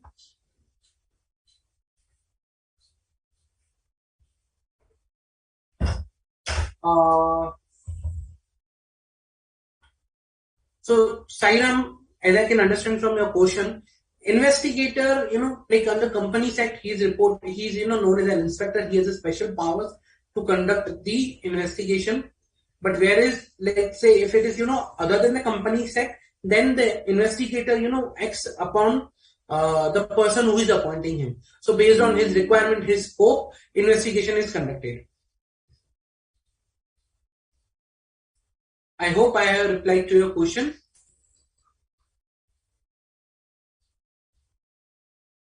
Sure, Sandeep.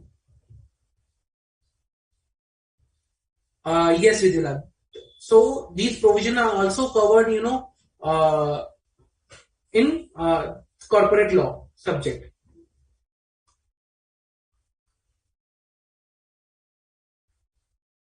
Okay.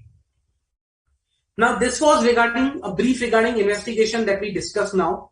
Another topic I want to start today is forensic audit.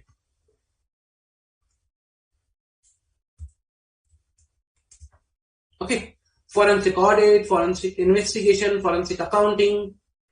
Okay. So all these terminologies we'll understand what we mean by forensic audit, investigation, accounting, even the term forensic, what that means.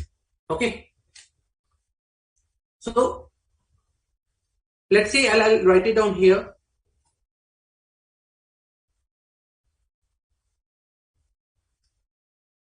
Forensic audit.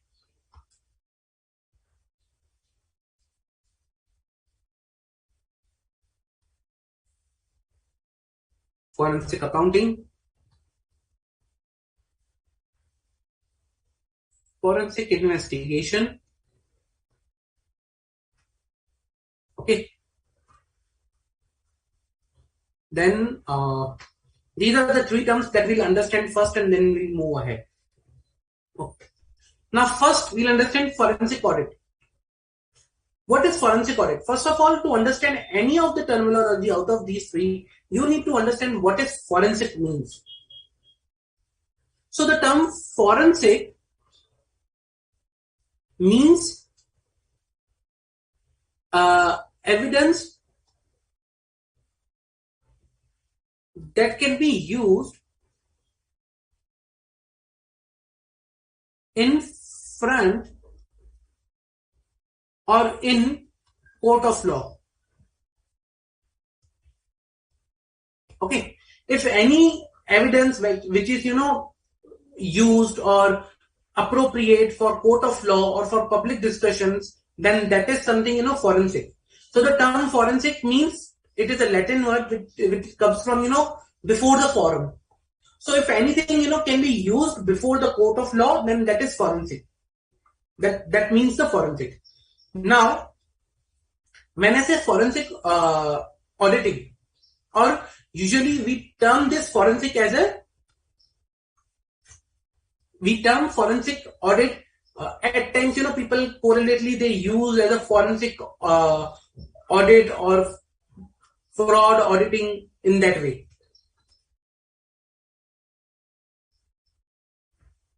But fraud or forensic is not the similar one. It is one of the area basically. So when I say forensic audit, fraud auditing, fraud investigation is part of that. Okay. So I'll explain you. First, we'll understand what is forensic accounting. So when I say forensic accounting, that includes two parts. Accounting and forensic. When I say accounting, means integration of accounting skills, auditing skills,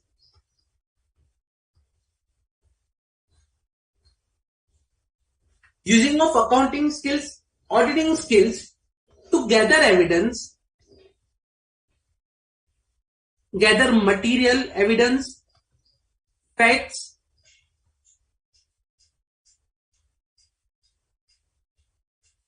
etc., which can be used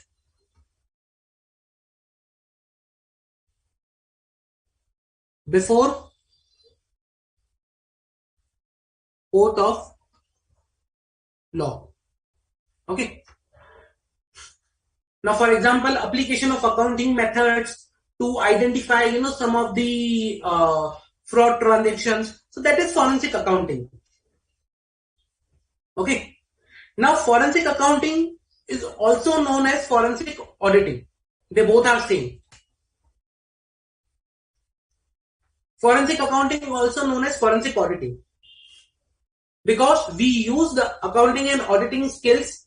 Now, if I say forensic auditing means using of auditing skills for forensic purpose, and when I say forensic accounting means using the accounting skills, both are same. Okay, so forensic accounting and forensic auditing means using of accounting and auditing skills to gather material evidence, facts, etc., which can be used before law. Clear? Okay. Now, what is forensic investigation then? Forensic investigation means, okay, again, it is one of the part of the auditing, but it is here extraction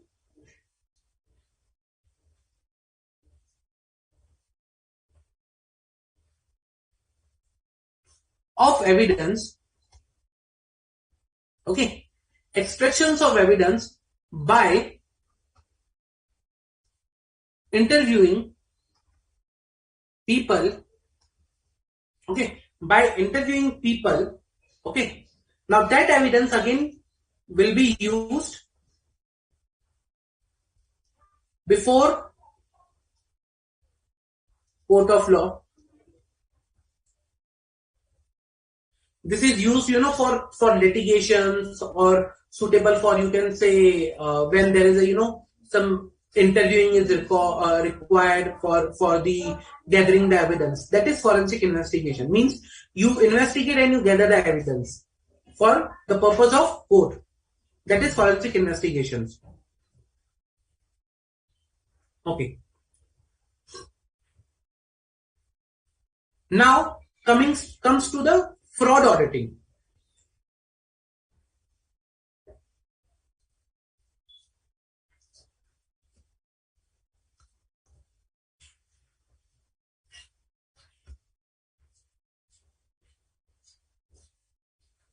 Now coming to the fraud auditing.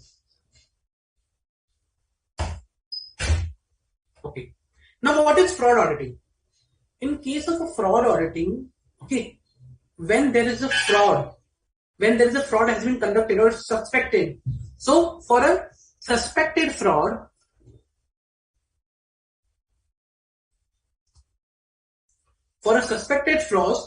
financial documents are reviewed. A detailed review for the financial document is done. Okay. So detailed review of financial documents is performed.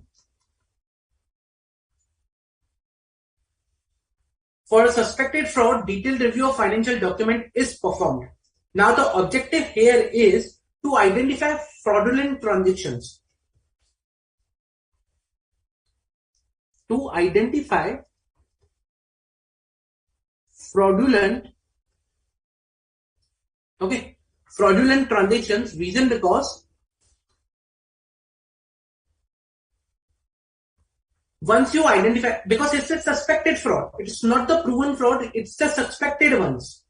So to identify the fraudulent transaction, you do the fraud auditing. You try to identify whether there is a fraud or not. That's the fraud auditing, which is not equivalent to an investigation. Okay. Forensic investigation is something different. Fraud auditing is something different. If I had to tell you, let's say for example, a fraud is there. A fraud is suspected. Means there can be a fraud. So first, fraud auditing will be done to prove the fraud. Post that, once the fraud is proven, okay, once the fraud is proven, then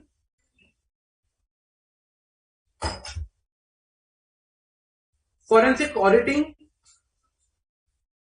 plus forensic investigation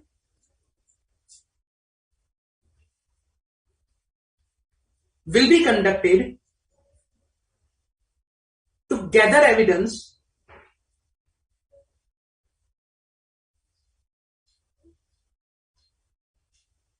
to be used in court of law. Okay, so once you do a fraud auditing to prove the fraud, forensic auditing is then done. Okay, you know there is a fraud. Now what you will do is you will perform the forensic auditing or forensic accounting to interpret the fraud, to gather the evidence. Okay, once you gather the evidence, once you analyze who has done the fraud and how they were created, how the fraud was done, everything, you do the investigation and you gather the evidence to be used in front of the court of law. That's the, you can say, a series how these particular items or how these are related with one another.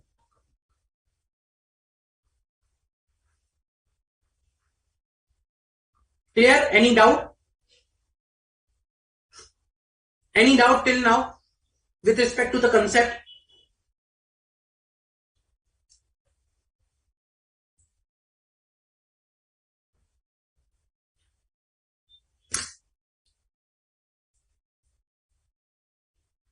So, difference between investigator and inspector. Okay. See, when an investigator is appointed under Companies Act, it is known as an inspector. And when a person is appointed to investigate outside the Companies Act, like in other scenarios, it is known as an investigator. Sign-on investigation can be of various types. Let's say it is not related to the financial matters. It is related to the financial matters. So various agencies can participate in the investigation. Not only SFIO, but there are other offices also of central government which can be, or on the order of central government, they can conduct investigation.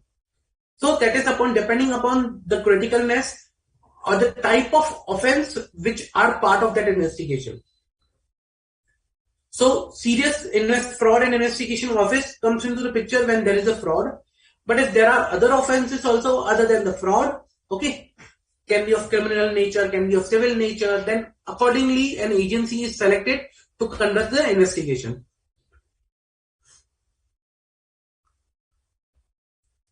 Any other question, guys? Okay. Now, let's see the difference between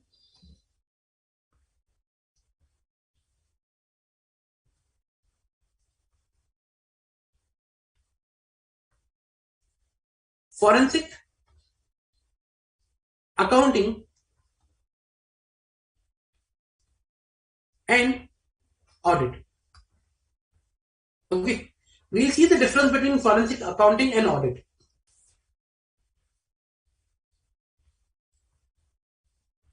That will also give us understanding how the forensic accounting is different than the audit.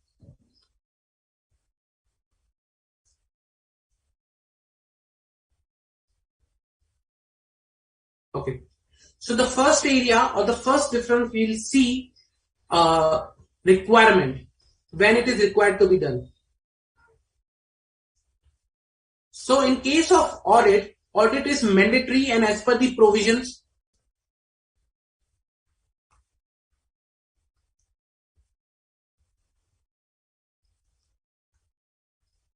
As per the provisions of law, like say companies tax for companies statutory audit, tax laws, fiscal laws for tax audit. So there are other provisions on the basis of which the audit is conducted. Type of audit, that depends upon the type of audit. In case of forensic accounting, it is based on the event. Okay, event based it is done. So let's say for example, in case of forensic accounting or forensic auditing, it is some fraud has happened, or some evidence is required to be collected based on the accounting skills. Some accounting transactions are required to be evaluated. Okay, not only related to the fraud, but a complex accounting transaction is there that is required to be understood, or that is required to be viewed. So that is event based. When there is a need, that is conducted. It is not necessary that each year of forensic accounting or forensic audit is ordered.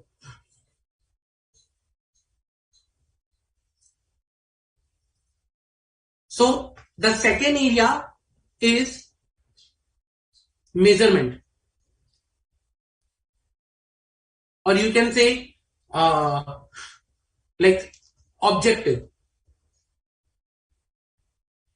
In case of audit, what we do is we measure compliance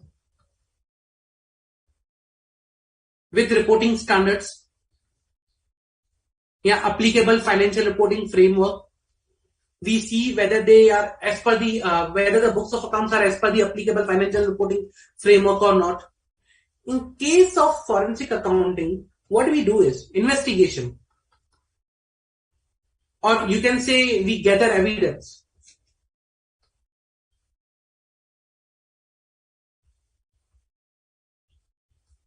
To be used before court of law.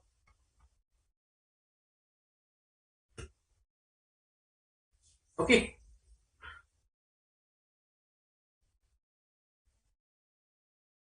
Plus, in case of audit, what we do is we provide a reasonable assurance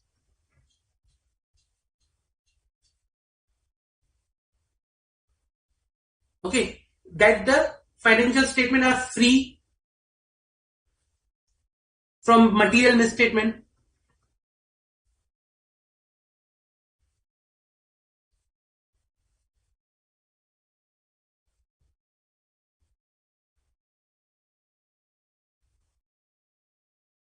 Okay, whether the financial statement are free from material misstatement or not. But in case of forensic accounting, we do not provide a reasonable assurance. It's not, the objective is not to provide a reasonable assurance, is to provide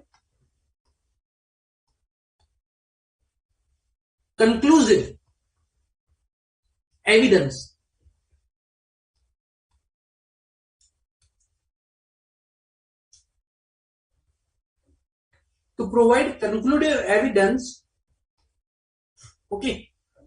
to be used for court of law. That's the difference between auditing and forensic auditing and accounting or normal auditing. Also,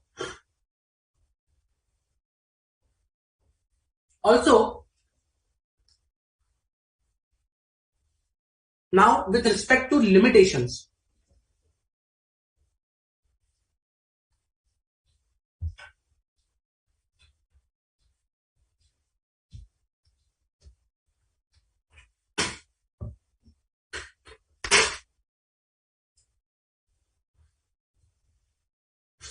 Okay, with respect to the limitations. Now, audit has inherent limitation.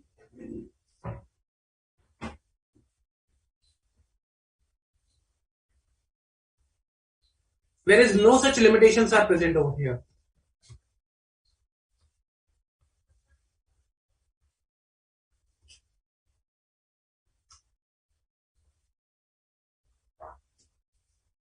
Period.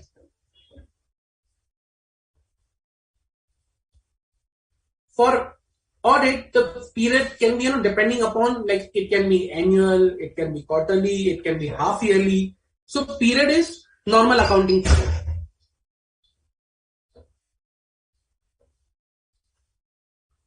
For forensic audit or accounting, okay, the period goes like, it can be period where the scope is defined. So let's say, for example, we are investigating a particular accounting transaction which has taken place during the multiple years. Then the period will be that multiple years. So period is based on scope.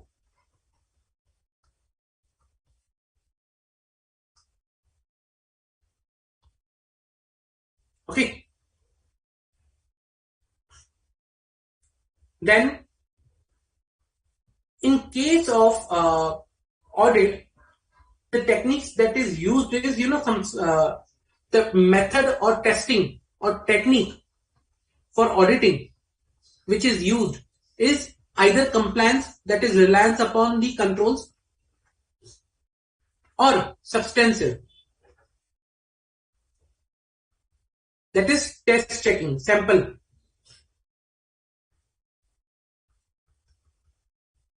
Whereas in the case of forensic auditing or forensic accounting, investigation,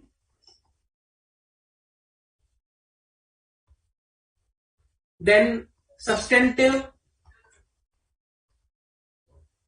in-depth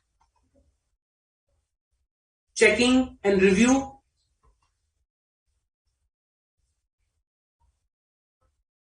okay, are certain methods which are used for this particular area.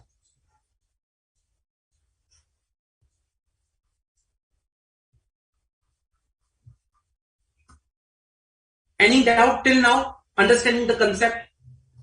Any doubt to understand the concept over here?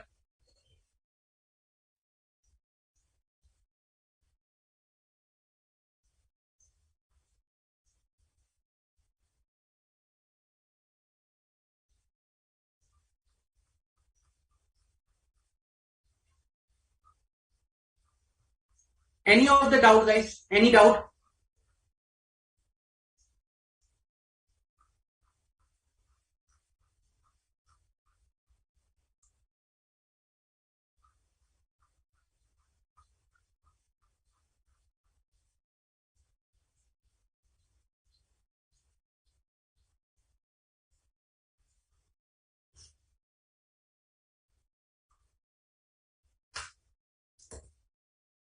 What are the evidences that can be mentioned to be used in the court of law? See, it's not only about the evidence. Remember, when I talk about forensic auditing or forensic accounting, it's not only about the evidence.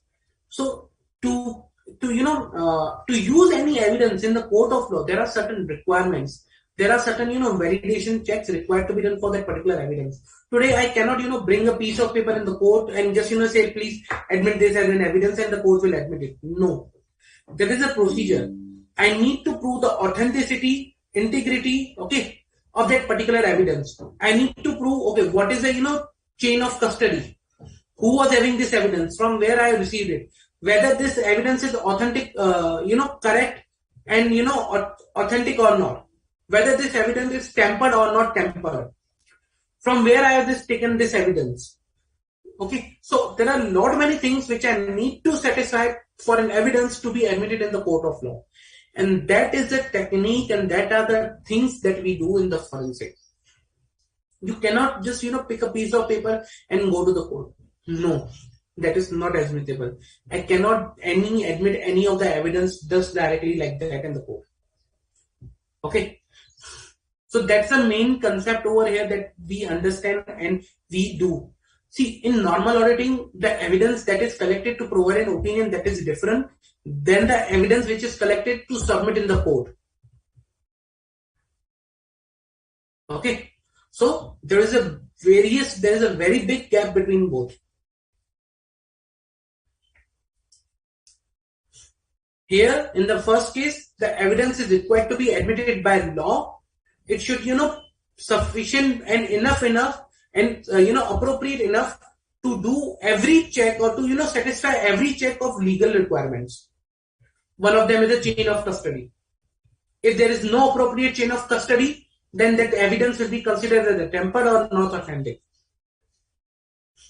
Okay. At times, let's say, for example, when there is a recording, there is a handwriting, a forensic report is required to establish that this handwriting or this document is of appropriate date or belongs to this particular company or belongs to this particular person, written by this particular person.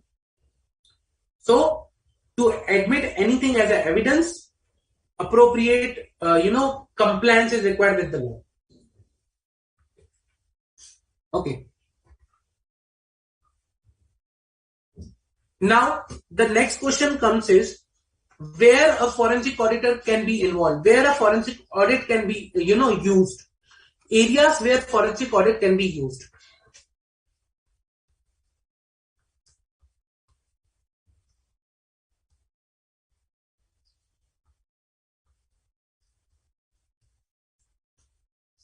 So, certain areas are like fraud detection,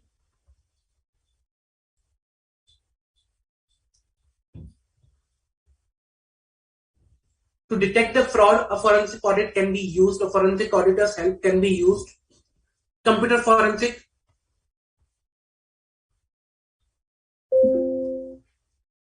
What is computer forensic? Computer forensic means to obtain evidence from the computerized environment or application which can be used, as an evidence in the court of law. To obtain evidence from the digital or computerized environment. Fraud prevention and providing expert testimony. You might have seen, in certain of the movies, like, a expert is hired, an expert is called into the court, and he provides his expert opinion that, as per his opinion, what appears to be this evidence. Okay, to validate the evidence, the expert provides a testimony. Whether this particular thing is appropriate to be admitted as an evidence or not. What he thinks. Okay, sometimes doctors come, sometimes, some expert come to provide the testimony. That is providing expert testimony. So these are the areas where forensic auditor can be of use.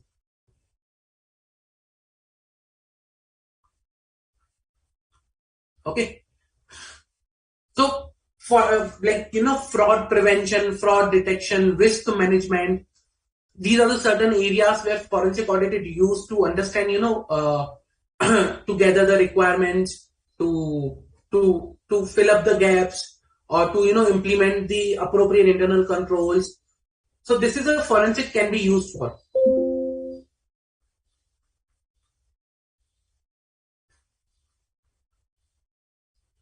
Now, when I say fraud detection, fraud prevention, it may include criminal investigation, professional negligence cases, arbitration services, then you can say settlement of insurance claims, dispute settlement. So there are various areas where we can use forensic, various areas. Okay, what is required basically by the forensic auditor, or what skills are required is basically you need to think out of the box. Okay, if let's say for example an evidence is present, a transaction is present, you need to think out of the box to relate that transaction with the facts and data which is present in front of you. Let's say for example loan is there. Okay, by looking at the loan, only by looking at the loan, like what out of box thinking you can do. Okay, if the loan is there, the cashier might have come, where the cashier went. So you see the cash balance. Okay, this is the cash balance. During the year 100 CR of loan was taken. However, at the closing, the cash balance is only 1 CR. Where the 99 CR, where it went, plus the cash that business generated. So you will see on the corresponding areas where the cash went. Okay, loan given on the asset side, to whom the loan is given. So you will correlate, okay, from there the loan came, where the loan went, the transfer of the funds. Like this way, out of the box thinking, visualization and imagination of the correlation of the data. Okay, detailed oriented, skepticism. So these are the certain things that that is required when an auditor, forensic auditor, to understand and to evaluate the evidence. Now comes with the process of forensic accounting or auditing. How that is conducted? What is the process that is followed?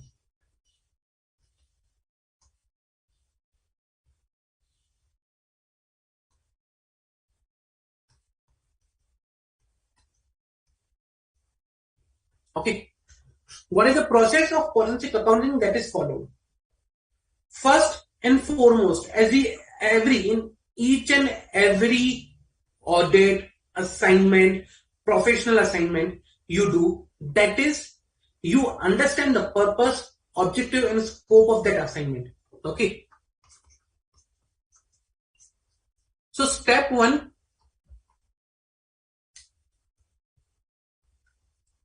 you understand the objective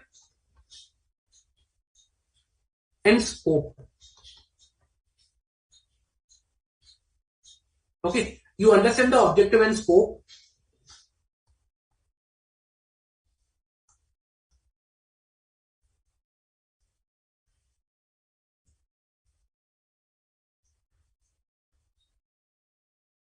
Of the assignment.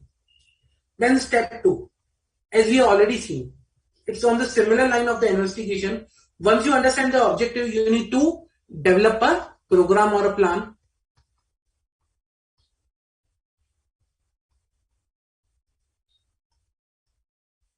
You need to understand from your objective, the scope will be decided, and based on the scope, you need to develop a plan. What will be your resources, whom you will meet, what procedures you will perform, whatever, like the activities you will carry out, how much time you have, everything. You will understand, like, okay, I'll take this much time to meet the team. I'll understand the business, everything. You'll write it down and prepare a program. Step three, what you will do is you will obtain relevant evidence. Okay, collect the evidence. You will collect the papers, you will collect the documents, you will collect information from the books of account. You will collect everything. You will try to collect as much as of evidence you can collect. Step four, you will correlate the evidence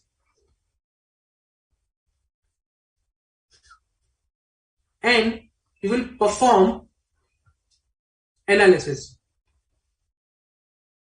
You will correlate and perform analysis of the evidence. Like, okay, we have loan taken during the period, we have loan given during the period. The terms of loan taken, the terms of loan given, parties from where loan was taken and loan was given. You will correlate everything, from where the money came, from where the money went, everything, based on the type of transaction in cases. Step 5. Once you will correlate, you will analyze, you will come to a conclusion. So you will conclude and report. Okay. After conclusion, you will come to know, okay, this is a scenario, has happened, this has happened, and this is how has it happened. Okay. And you will prepare a report, basically. You will prepare a report based on all the details and analysis that you have performed. And step number 6. in most of the cases, in forensic cases, most of the forensic cases, there is a end up with the investigation.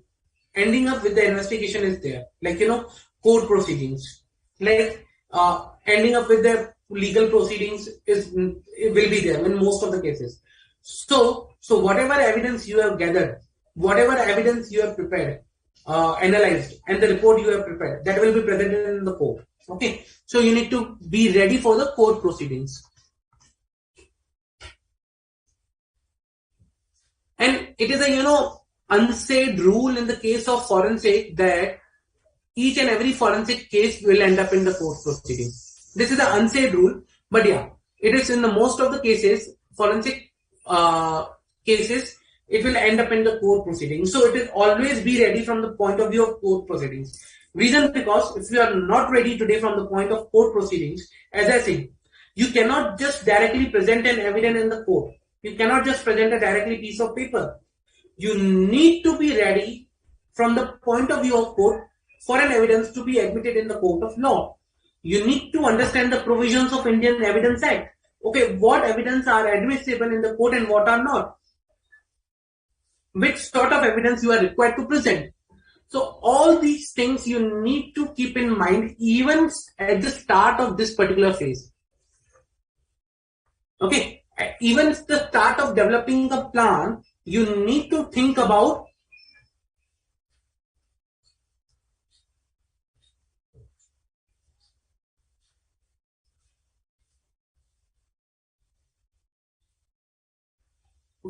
court proceedings. You need to think, okay, whatever evidence I will be collecting at the stage 3, I need to collect, I need to correlate during step 4 in such a way that it can be used in the court of law or during court proceedings. That's the main thing.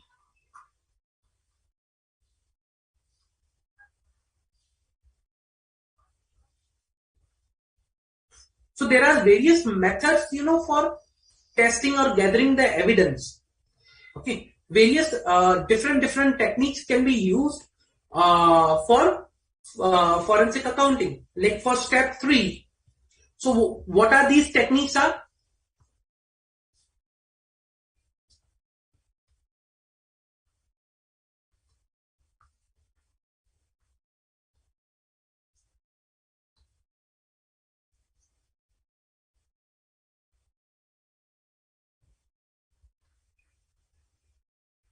There are majorly 3 type of techniques. Analytical, okay, technology based,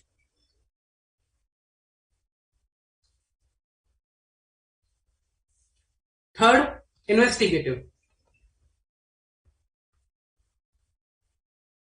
Okay. What is analytical? Analytical means you understand the business, you analyze the transaction. Okay, you see, perform the analytics, like what could be the fraud. You prepare a theory, then you go for the test. Okay, so you analyze the data.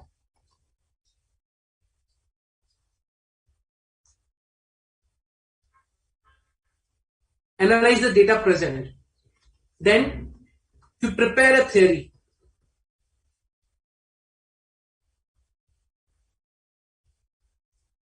You understand the business.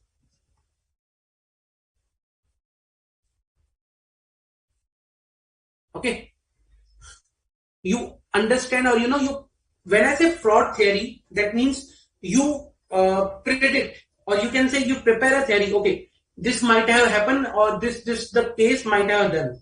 So for example, let's say for example, you are investigating a fraud, procurement fraud. Okay, so you might prepare a first theory. Okay, purchase manager might be linked with the with the supplier. So supplier might be paying some amount to the purchase manager so that he should purchase from this particular supplier at a higher cost. So you prepare a theory.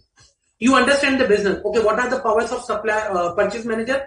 What are the controls present to select a supplier and everything? Okay, you analyze all those things and you identify the symptoms, or you can say red flags.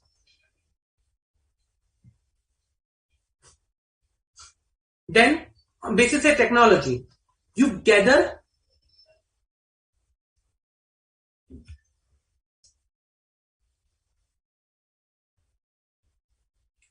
You gather data through use of technology. Like for example, you perform some, there are some softwares available to do the data analytics, to gather the data from the system. So by use of technology, you gather the data. You perform analysis by using softwares or tools. Okay. Then there are automatic detection procedures, or you can say the things which are getting automatically detected by tools. So use of today, if I say, it will be very advanced, but today use of artificial intelligence or machine learning to understand the data. That is one of the part, technology based. Investigative. What investigative you do is, you do the investigation, inquiry.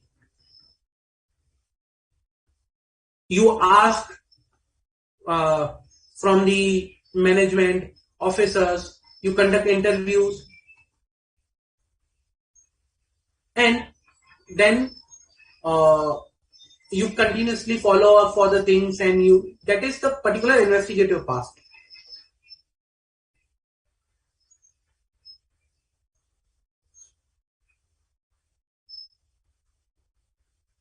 So these are the certain things which are this is the way you perform some procedures.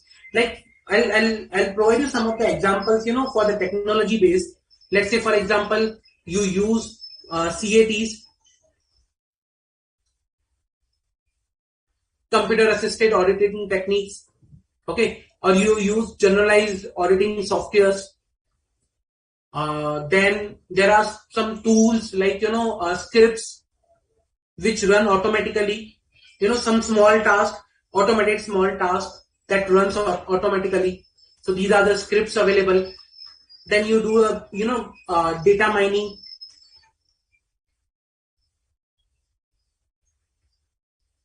Like gathering the data mining is nothing but you gather a large volume of data, you collect the large volume of data from multiple sources. That is known as a mining.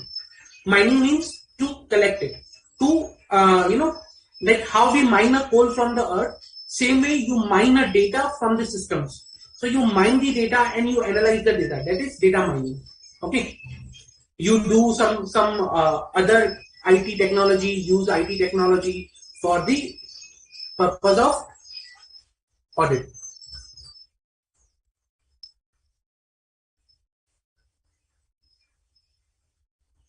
Okay. Any doubt, guys? Any doubt?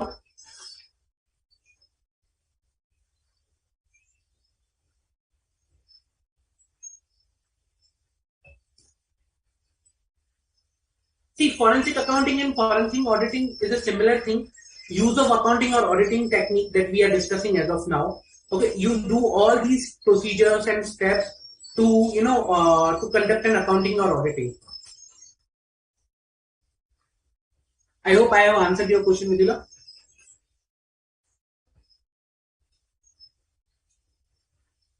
Any further doubt, guys? Any further doubt?